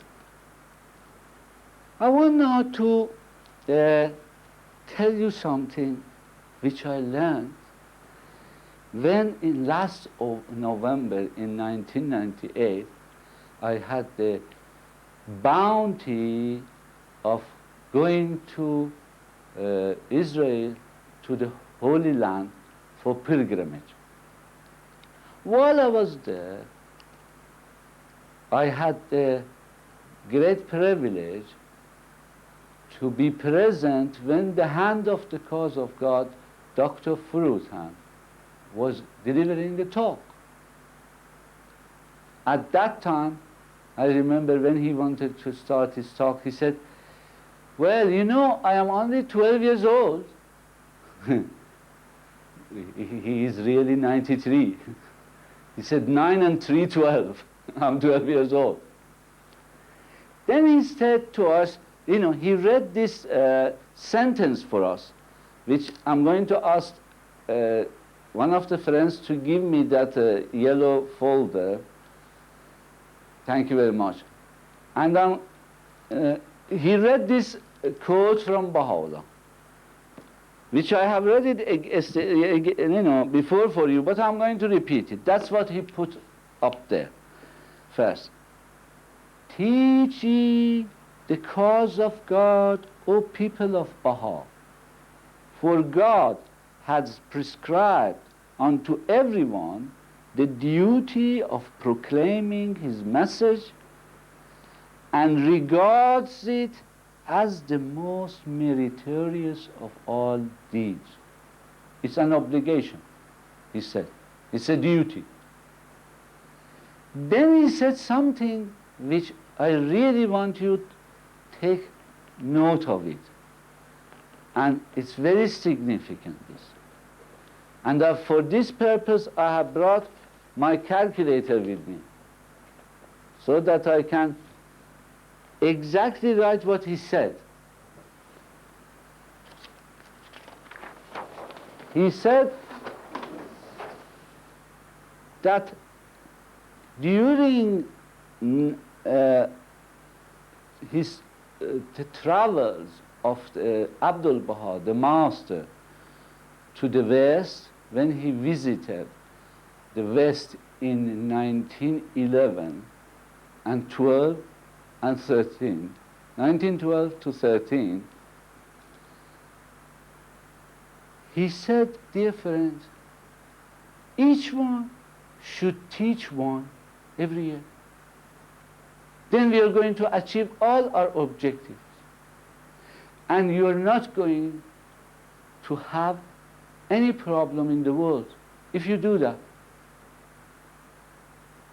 If you want to establish the kingdom of God on earth and everybody on this planet to be happy, it means everybody has to follow the teachings of Baha'u'llah.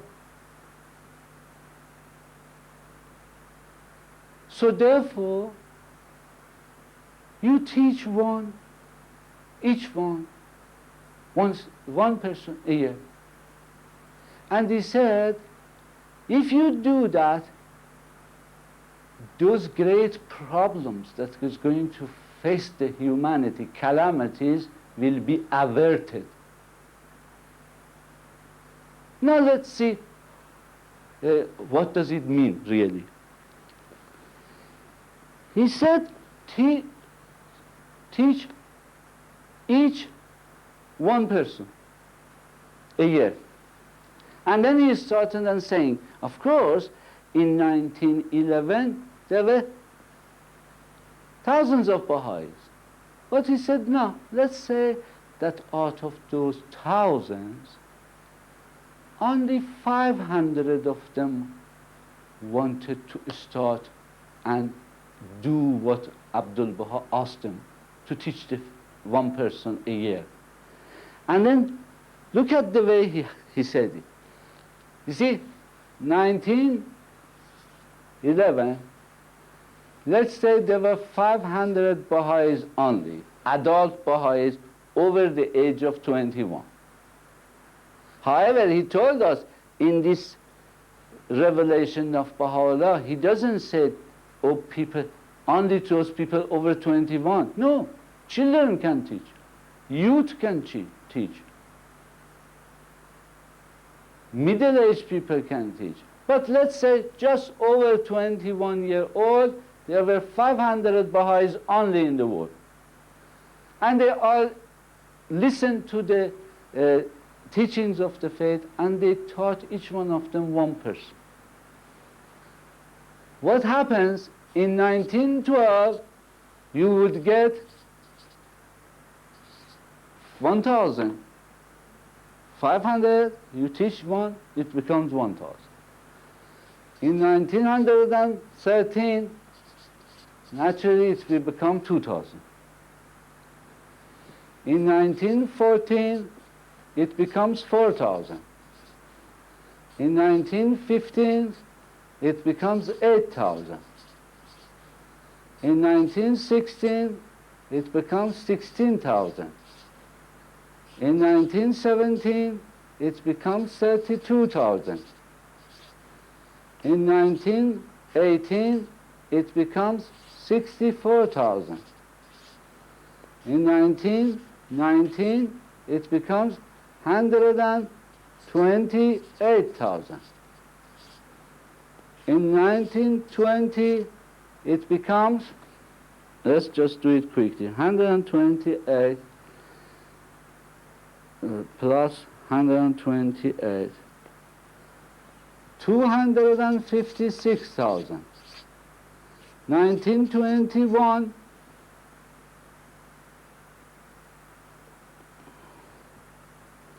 it becomes 512,000. Sorry. In 1922, it becomes 1,024,000. In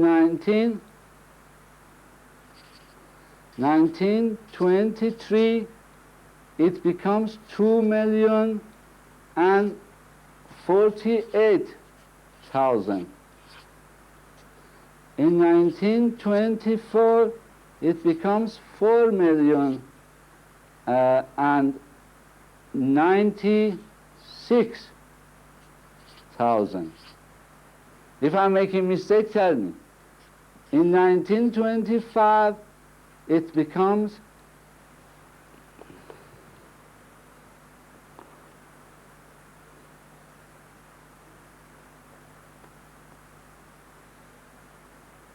it becomes 8,192,000. In 1925,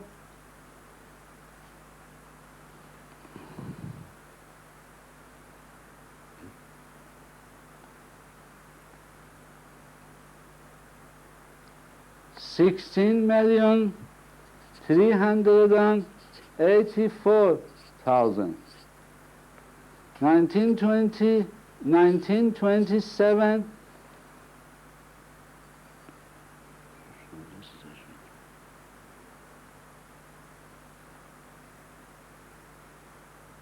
it becomes 32,768,000. In 1928,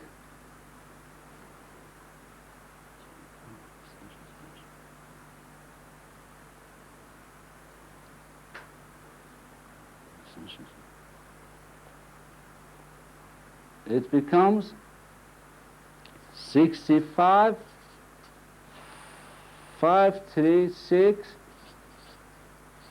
65 million.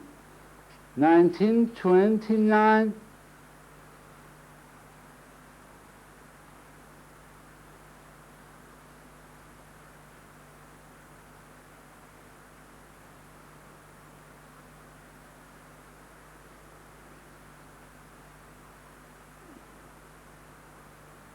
it becomes 131,072,000.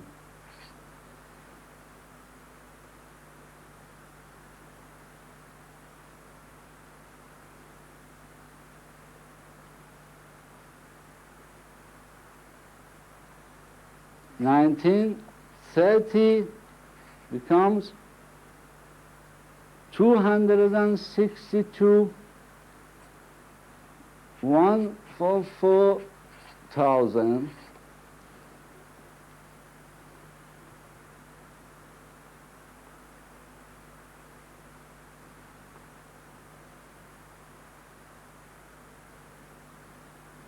It becomes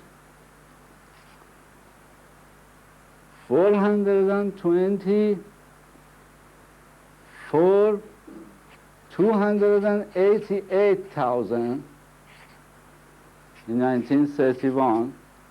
In 1932, 324. Pardon? 324.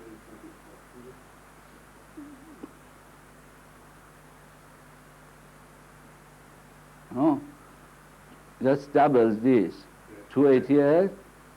324, yeah. 324. All right. 324, 288. It comes to 648, 576,933.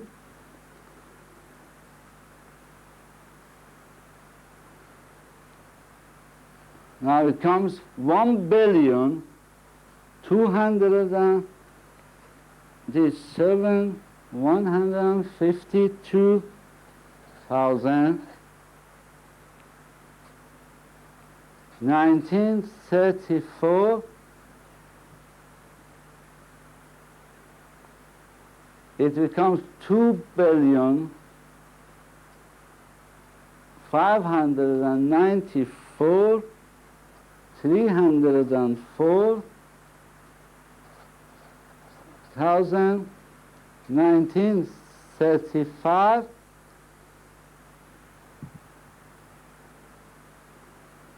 It becomes 5,188,608,000. Okay? Now, we have only reached from the time he advised that. If you had 500 and each one taught one, by 35 you would have had every single person on earth Baha'i. And then he said the calamity will be averted. When did the Second World War started? In 1939. It wouldn't have happened.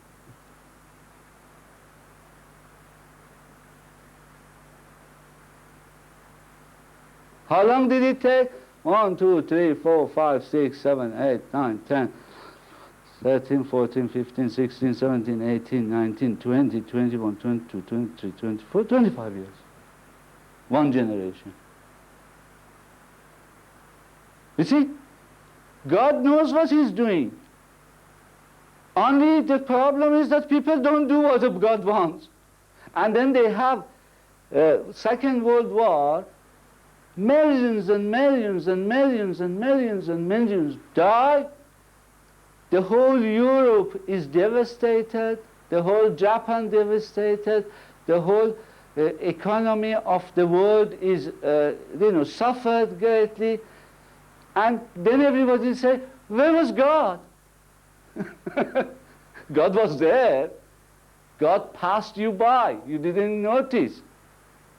You didn't even look for Him. This is not magic. This is a simple teaching. That is why it is so important for you to have this course. If you start now do your job properly, in 25 years' time, everything, all the problems of humanity is finished. No problem anymore. Most great peace. We enter the golden age. There will be only God and everybody where there be His followers, and the crime will vanish, the rape will vanish, the burglaries will vanish, all the decadence and the sufferings of human beings, law and order problems will finish, everything will finish. That is how to establish the kingdom of God on earth. There is no other way, easier way, dear friends.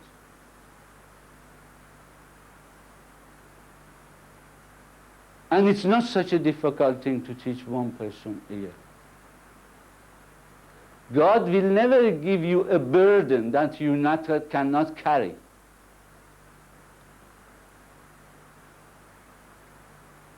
This is the first point I wanted to tell.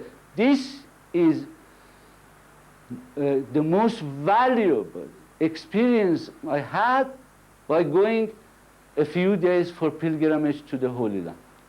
And the hand of the cause of God, Dr. Ali Akbar Frutan, who is 93 years old, he was 93 years old last November, taught me.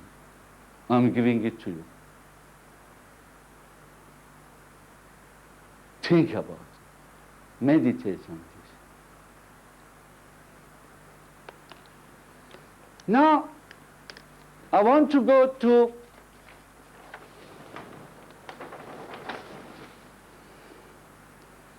the next thing. Now, you see, all these hands of the cause of God, they haven't become hands of the cause of God for nothing. They are devoted to God. They understand the purpose of God, and they know how to work for God and how to guide others. We said they have two responsibilities: propagate the faith of God and protect the faith of God. Another hand that I showed his blessed face to you, and he's passed away, was a lovely Canadian man called Mr. John Roberts. Mr. John Roberts. I have the pleasure, I have the privilege, I have the bounty of having one of his talks, no, two, in fact, two of his talks on tape, on cassette. One, the one that he was giving a talk in Iceland. The other one, he was giving the talk in Ireland. Now, I am going to repeat exactly what he said on that day, on that tape. Listen carefully. And then I want you to help me to write certain things on the board. Please, you take notice as well and help me with it. He said, dear friends, I'm going to tell you a lovely story, a most significant story. And that is, at the time of the guardian, Shoghi Effendi, the beloved guardian, when he initiated the teaching plans for the whole world, there was a gentleman in Iran, which if I say it, Albert, who's taking all these videos for us, he will remember. His name was Mr. Momtazi.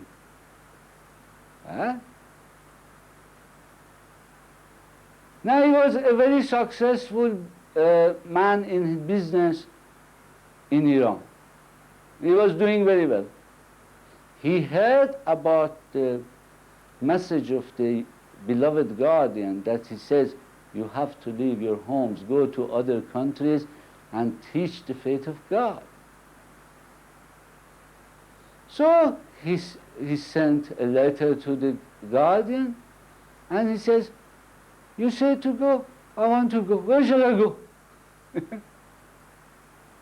Guardian said, go to Japan. He said, okay. Took his wife, packed his bags, and they went to Japan. He could speak English apart from Persian, but he couldn't speak Japanese. He had no inkling about the customs of the country, the religion of the country, the culture of the country. He arrives there, he goes in the suburb in one town and hires a little place to live with his wife, and they settle there Then in the morning he gets up. He says, well, guardian has sent me here to teach the faith, to teach the cause of God, to help to bring about the kingdom of God on earth. So I'm just going out to start his work. He has a little bit of change in his pocket. When he gets to the train station, he just shows that change that he has. He says, can you get me to the next, the main town near this suburb, to the main town? He didn't know exactly. For this amount of money, that's the amount of money I have. The man said, well, where? He said, doesn't care, don't mind, you don't mind, where? Just give me a ticket that will take me to nearest town. So the chap gave him a ticket to a town nearby, because he was outside the city. So he gets to the train, to that town, he gets off the train, and he starts walking in the town. He gets to a park, he sits on a bench. You know, Japanese have got marvelous parks,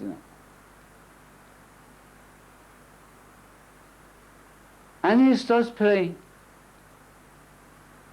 Praying to God, Almighty God, you're here, I know. The guardian of the faith, he's in Palestine, in Israel. He's told me to come here and give the message of God, message of you to people of here. Help me and pray. When he finished praying, he looked around and he saw a hotel. It just dawned on him, just got up, went to the hotel. He said, can I see the manager? The manager. He said, I wonder if I can book a room in your hotel for Thursday for 2 hours. Is it possible? He said, yes, it's possible. You want it only for 2 hours, but you have to pay for the whole day. He said, it's all right. I want it, and I want it every Thursday for 2 hours for the next 6 months. So the hotel manager says, well, what are you going to do in that room for 2 hours? He says, I'm going to meet my friends and talk to them. He says, who are these friends? He said, well, I don't know them yet. You see? I'll get to know them. They will come. He said, what are you going to do in a hotel room for 2 hours with those friends? He says, I'm going to tell them about Baha'u'llah. Japan is a Buddhist country. It's a branch of Buddhism. He said, tell them about the coming of the 5th Buddha, which his name is Baha'u'llah. And he's brought this message of God for today, and he's connecting the hearts of people to the Almighty God, and he's going to bring the unity of mankind, the equality of sexes, I don't know, the world parliament, the world government, and make them people pure and holy and good. The manager laughs, he says, well, that's not the sort of place to do this sort of thing in a hotel room, 2 hours. Look at the middle of the hill opposite us there. That's where you have to go and talk about this sort of thing. He says, where is that? He says, it's a Buddhist monastery. Oh. He says, but I don't know anybody there. He says, well, I know them. He says, can you be kind enough to come and introduce me? He said, yeah. So they just go up the hill, they get to the monastery, and the caretaker of the monastery was there.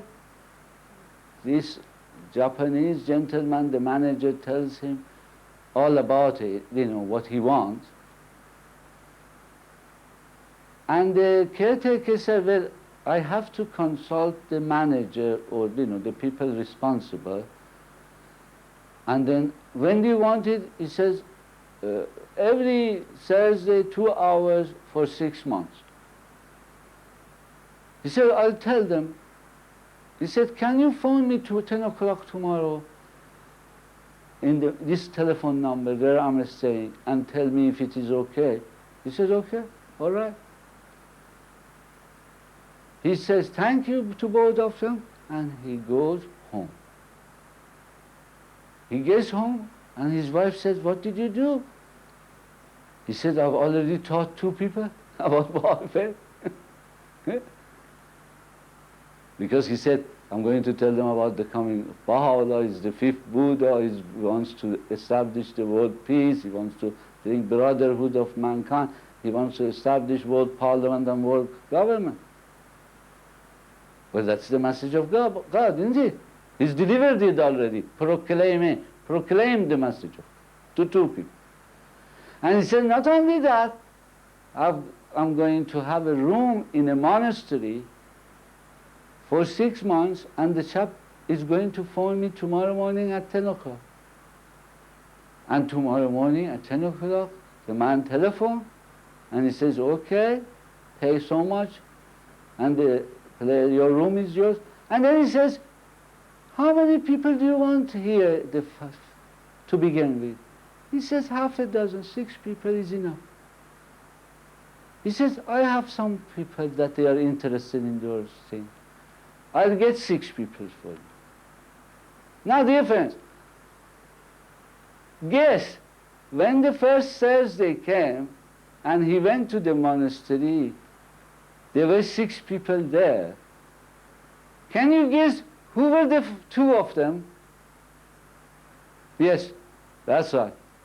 One of them was the manager of the hotel, and the other one was the caretaker of the monastery, and the 4 others. And within 6 months, he had 8 people who joined the Baha'i faith. And next year, on the 21st of April, which is the time of election, they formed the first spiritual assembly of that time. And then, the Hand of the Cause of God from Canada, Mr. John Robert, said that assembly was so successful, they started having extension teaching to other towns, and that is how the message of Baha'u'llah spread in the different towns. And they were the most marvelous assembly.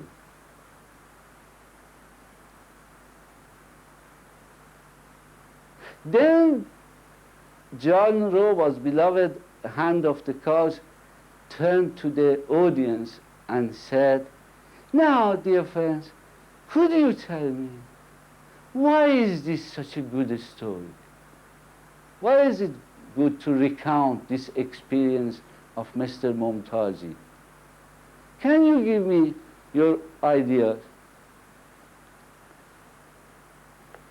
So the audience, they started answering me. Says, it's a good story because this gentleman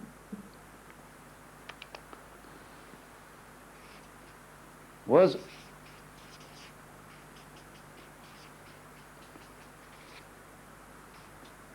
obedient to the guardian, the same way that we are obedient to the Universal House of Justice now. He was obedient. One of them said he had faith. He said, that's correct.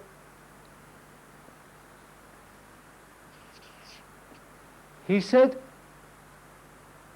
he was spiritually developed. He was ready to sacrifice. Yes. To leave your own hometown where you are very successful, go among some people that you don't know really their language, you don't know their customs, you are a foreigner there, everything else. Sacrifice. It's a sacrifice. Yes. 4. Naturally, he should have had the knowledge of the faith, knowledge of God. Yes, of course he had.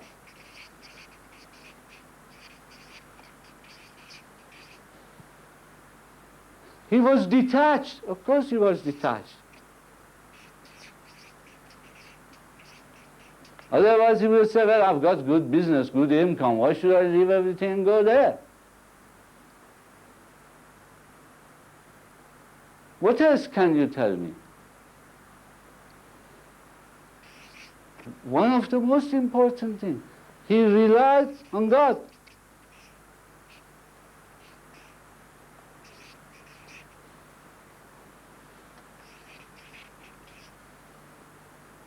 God.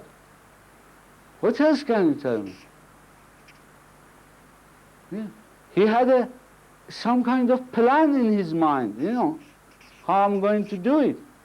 No matter how simple it was. He was a sort of very transparent, meaning the first person he says exactly what he wants to say to people. He says it to a hotel manager, he says it to the caretaker.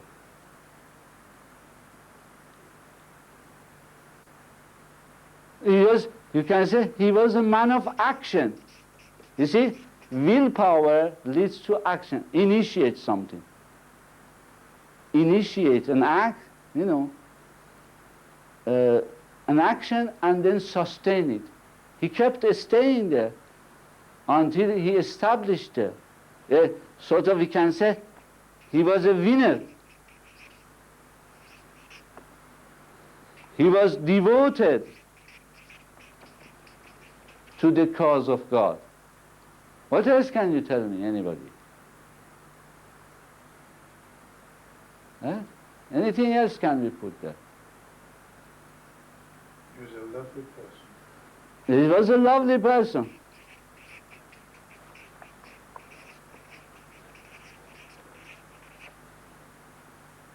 Had a wonderful wife.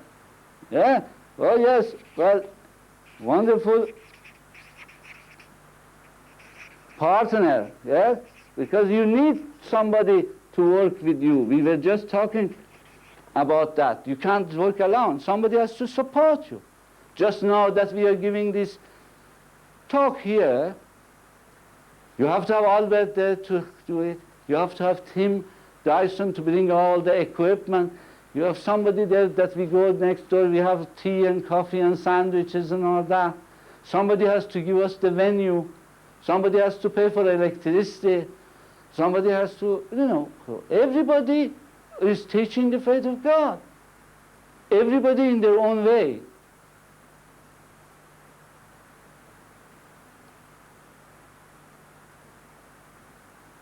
He had no doubt. He was certain that he will succeed.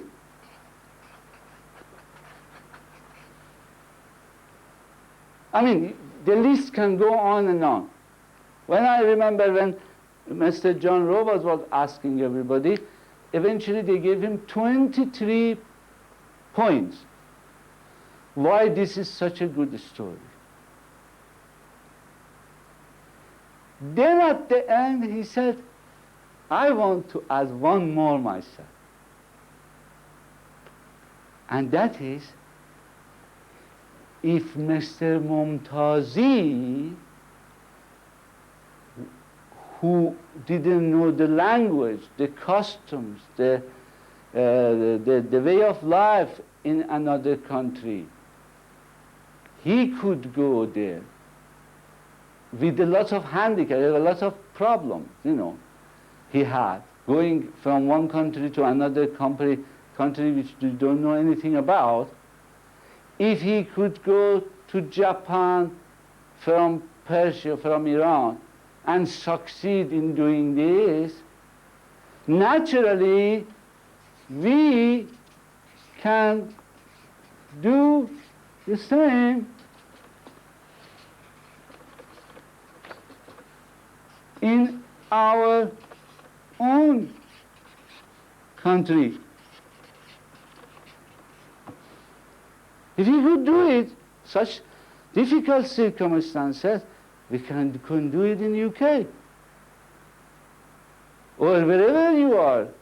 You can do it in Australia, you can do it in Russia, you can do it in America, you can do it in Africa, you can do it in Asia, wherever you go. But the conclusion is very interesting. That's why I love this story of the hand of the cause of God, Mr. John Robert. He said, dear friends, if we do not succeed, the only reason can be opposite. The reason, if we cannot do it here, then it means we are not obedient to the God, we don't have faith, we are not ready to sacrifice our time and resources, we do not have knowledge, we are not detached, we don't rely on God, we don't have a plan, we don't, we are not assertive to say it plainly to people, we are not men and women of action, we are losers, we are not winners, we are not devoted, we are not lovely people. Probably we wouldn't have a wonderful partner, and we are not sure that we can succeed. That's the conclusion, isn't it? Very simple.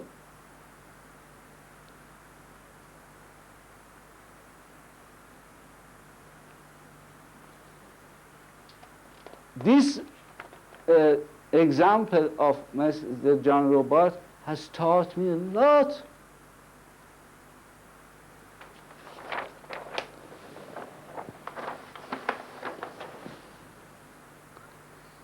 Now,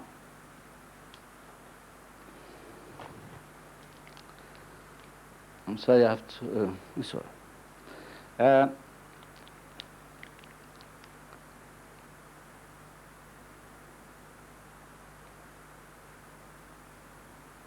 The next thing I want to talk about now is about the methods of teaching. You see, dear friends, we read from the revelation of the Baal, the king of messengers, that it is our duty to teach. It is better to teach than one person than to possess everything on earth. We have read from the writings of Baha'u'llah, the supreme manifestation of God for this age, in this time, the day of God that we have privilege to be alive in.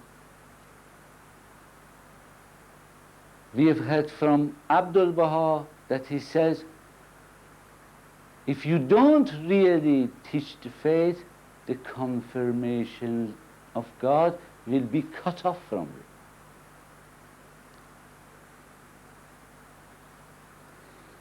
you. We read from Shoghi Effendi the conditions for success. And you can, if you forget it, you can just rewind the tape and listen to it again. I'm sure you're all taking notes at the moment, and you're referring to your course notes all the time. However, now,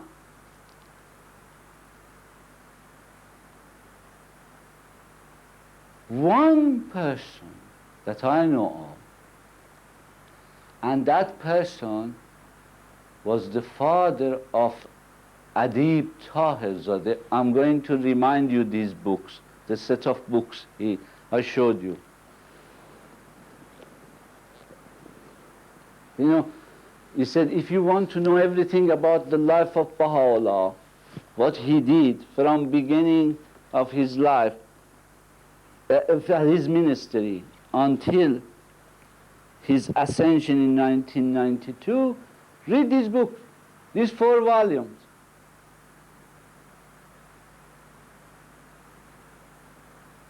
Mr. Adib Tahirzadeh at the moment is the member of the Universal House of Justice. He lives in the Holy Land. There. Now, he had a devoted father, devoted to Baha'u'llah, the promised one of all religions.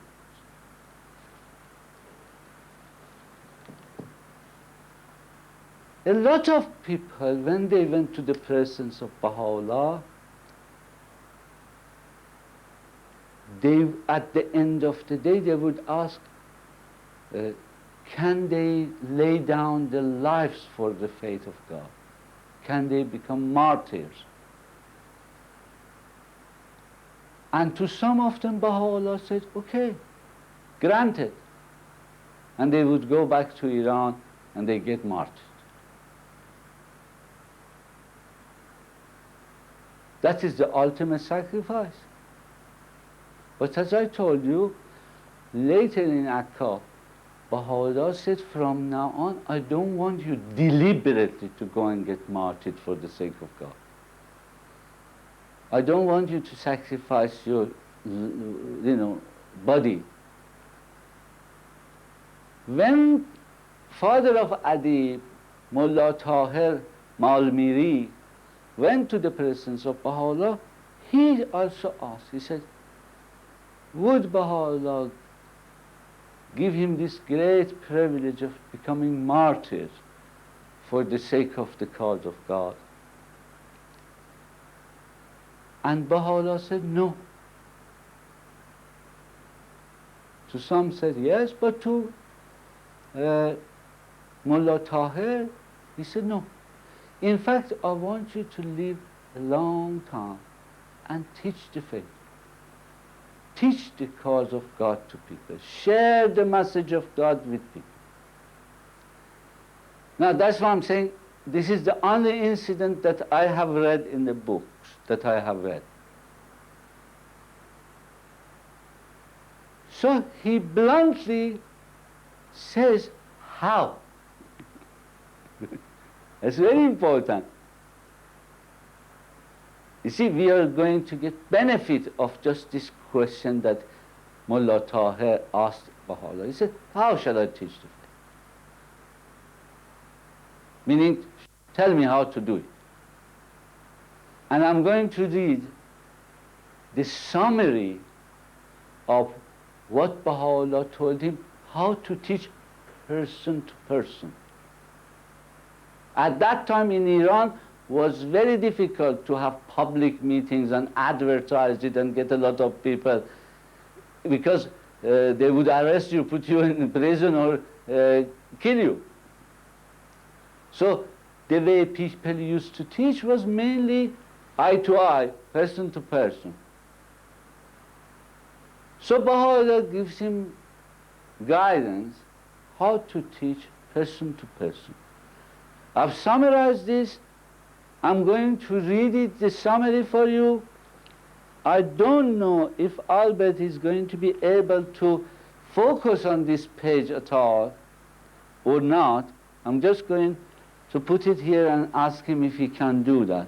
If it is, then I'm going to stick it there. Only I want this part.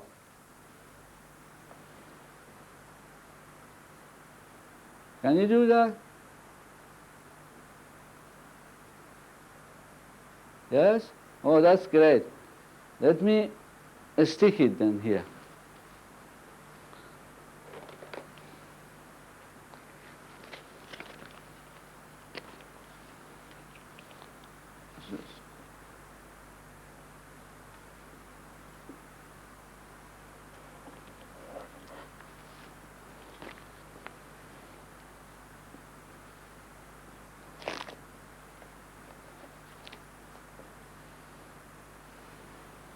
Is it okay?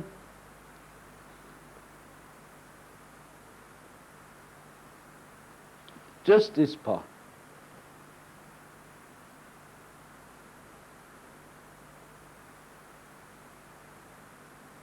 Now, if you wanted to read the detail, this is the summary, but if you want to read the detail, you have to look at page 331, volume 3 of the Revelation of Baha'u'llah by Adib Taherzad, starting from page 331.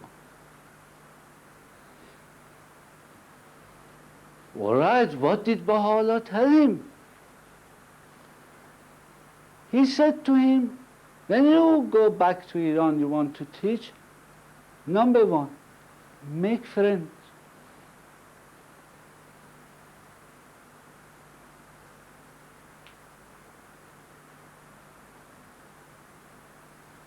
Okay, make a friend. Now, you see, it seems simple, but if we read the writings of Baha'u'llah, in many instances that he says, you have to be ready to give your life for a friend.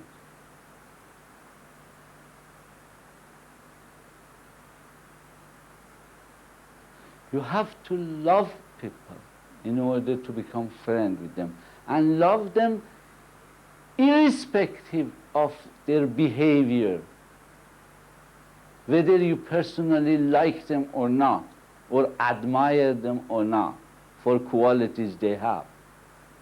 You must love them because every human being is the image of God. Every human being created by God, and every human soul is sacred. So become friends of the person. Then he says, now listen to this part. Pray for them and ask them to pray for themselves. Now, the first part of it is very easy. That you pray, I said, well, this John is my friend, and I'm going to teach him the Baha'i faith, and I'm turning to Almighty, to Baha'u'llah, and say, oh Baha'u'llah, please help me to teach John. Baha'u'llah, give this John capacity to understand. Open his inner eyes. Let his inner, the ears of his spirit, to hear the message of God. Please accept him into your kingdom. This is easy to say that. But to say to somebody that you pray for yourself so that God guides you, you have to be really a bit intimate with them. And then, it is in your course notes, but I am going to read it for you. Abdul Baha has revealed a wonderful prayer, and so that a person can pray for themselves, himself or herself. These are in the red prayer book here. This is the standard prayer book in England. In this one is prayer number 77.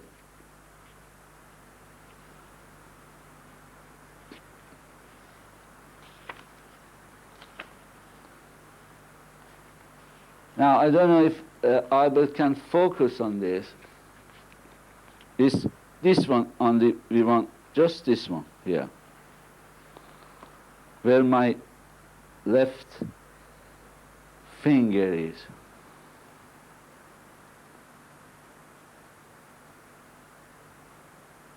Yes? Okay. You have seen it because you can control your own video recorder. You can stop it there and watch it, look at it and read it. However, when I read it, you will know what it is all about. Then you can find it in your prayer book wherever you are in the world. Now, at the beginning of it, it says, O seeker of truth, if thou desireth that God may open thine eye, thou must supplicate unto God, pray to and commune with Him at midnight, and say this prayer. That's plain English. If you want God to help you, you read this prayer at midnight. Supplicate God, pray to God. What do you say? You say, O Lord, I have turned my face unto thy kingdom of oneness and am immersed in the sea of thy mercy. O Lord, enlighten my sight by beholding thy lights in this dark night, and make me happy by the wine of thy love in this wonderful age. O Lord, make me hear thy call, and open before my face the doors of thy heaven, so that I may see the light of thy glory and become attracted to thy beauty. Verily, thou art the giver, the generous, the merciful, the forgiving. So, this is a good prayer for anybody who wants to pray for himself or herself. So, we are following the instructions of the Baha'u'llah for personal teaching, one-to-one. Then he says, number 3, find out about their beliefs. Let them talk about their beliefs and themselves for as long as it takes. You have made friends with the person, or they are your family, or they are neighbors, or they are your colleagues, whoever they are. You look at them as if you are looking at the image of God in them. They are sacred. You become friends with them. Then you pray for them and you ask them to pray for themselves, and then don't start now giving them all the information before you know who they are. What do they believe in? I remember I was the member of the Interfaith Fellowship in the UK. I was the secretary. And one day, for 3 years I was the secretary of Interfaith in Kirklees and Cardigan, in north of England. One day I was sitting home, I wasn't expecting anybody. I saw a large, beautiful car stopped near our house, and this gentleman came and knocked at the door, or opened the door. He said, I am Reverend Nelson from Christian Church. I was just passing by. Listen to this. I was just passing by. I thought, I knew your address. I thought, let me just call Khosro and talk to him for 5 minutes. I said, you are very welcome. Please, Reverend Nelson, come and sit down. Let's make a cup of tea.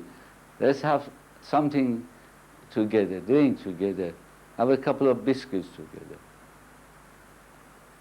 And then he sat there and he started recount from the time of Abraham until the time of Jesus Christ. Everything he knew from Old Testament and New Testament, he said, he's passing by, he's going for 5 minutes. But it took over 1 hour and a half to just go through the Bible for me. Very kind of him. During this 1 hour and a half or about, I don't know, 2 hours, I didn't say a word. I was just saying yes, and then what happened? And then he said, and he said. When he's finished saying all that, and we had cups of tea and everything, then he got up and he said, it was lovely talking with you, Khosro. Yeah? I didn't say a word, but he said all that, everything. You see, what I'm trying to say, people, they like to talk about themselves and their beliefs. A lot of people are not patient enough to sit and listen. Because when a person they trust you and come and talk to you about their belief and their life and their understandings, they are really opening their heart to you. And you have to respect that, you have to like that, and make note of what they say. On this, you see, Baha'u'llah says, Abdul Baha says, you have to first diagnose the problem, then provide the remedy. Unless you don't know this person from which background it is, what is their beliefs, what is the understanding at the moment, how can you give them the message of God in a way that suits them?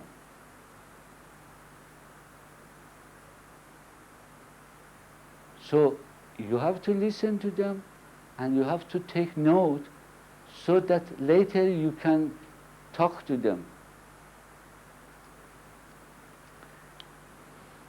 Then Baha'u'llah says, confirm them in their beliefs. If eventually Reverend Nelson says, I am a Christian, I believe in Christ, well, of course I'm going to confirm him. I believe in Christ as well. That's perfect. That's love, manifestation of God. Of course, I am a Christian as well.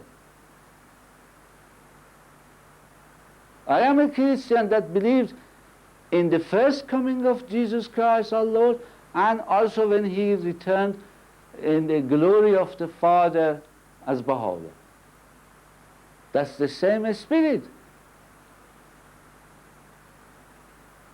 If somebody talks about Buddhism, of course I believe in Buddha. I am a Buddhist. I believe in Buddha, and I'm also believing in fifth Buddha, that is Baha'u'llah. And every other religion. You are never going to deny or oppose anybody's beliefs.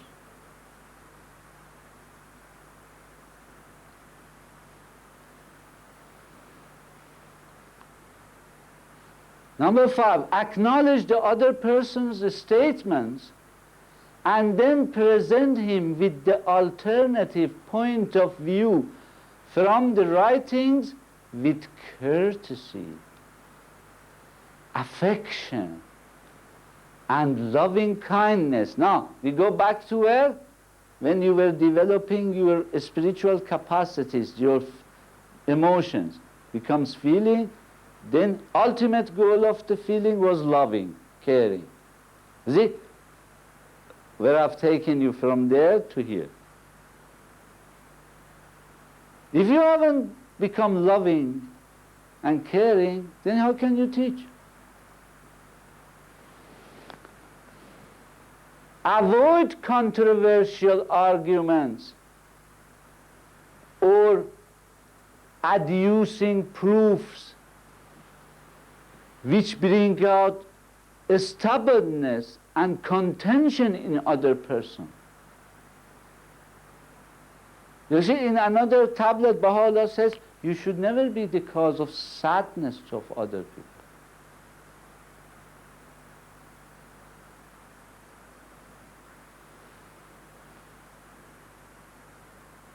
This is because the person may find himself defeated and will lead to his becoming more veiled from truth. One wrong statement, one unwise sentence can turn the people away. You have to win the hearts of people. You have to truly love them, not to pretend loving them, because that is hypocrisy, isn't it?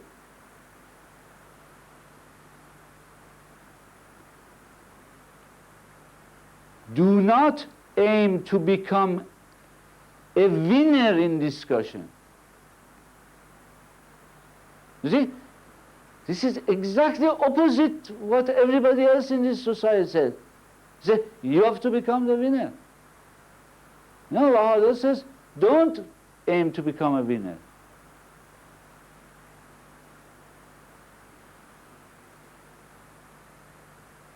Baha'u'llah said, quote, the most great branch, means Abdul Baha, will listen to any absurd talk with such attentiveness that the person concerned believes that Abdul Baha is deriving enlightenment from him.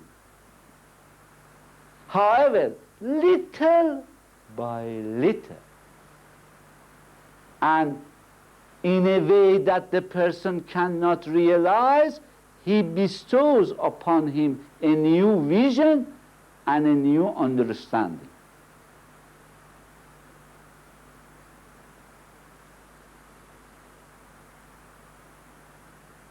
And then when he says you want now to start to teach, don't start with Baha'i faith. Start teaching, begin teaching with account of the history of religions of the past and their founders, similar to accounts given in the Kitab-e-Iqan. In the Kitab-e-Iqan, Baha'u'llah goes through all the religions. If a person understands the account, how did each religion start? How did the revelation of God came to that manifestation of God? How did he teach the message of God to people?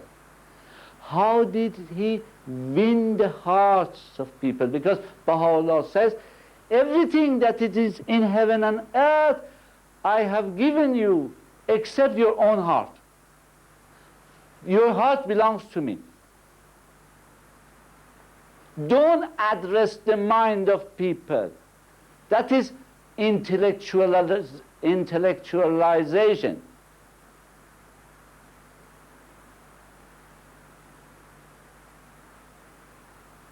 Don't enter lengthy debates and arguments and at all. You give the message of God to people, just you are giving a gift to a king.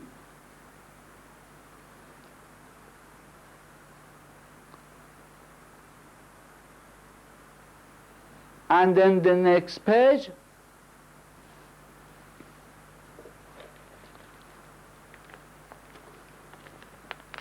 it is not time, I have to read it for you. You have got it in your course note. Please open page 198. Number 7, with tact, love, and patience, give them the knowledge of the faith little by little, like a mother giving milk to a child.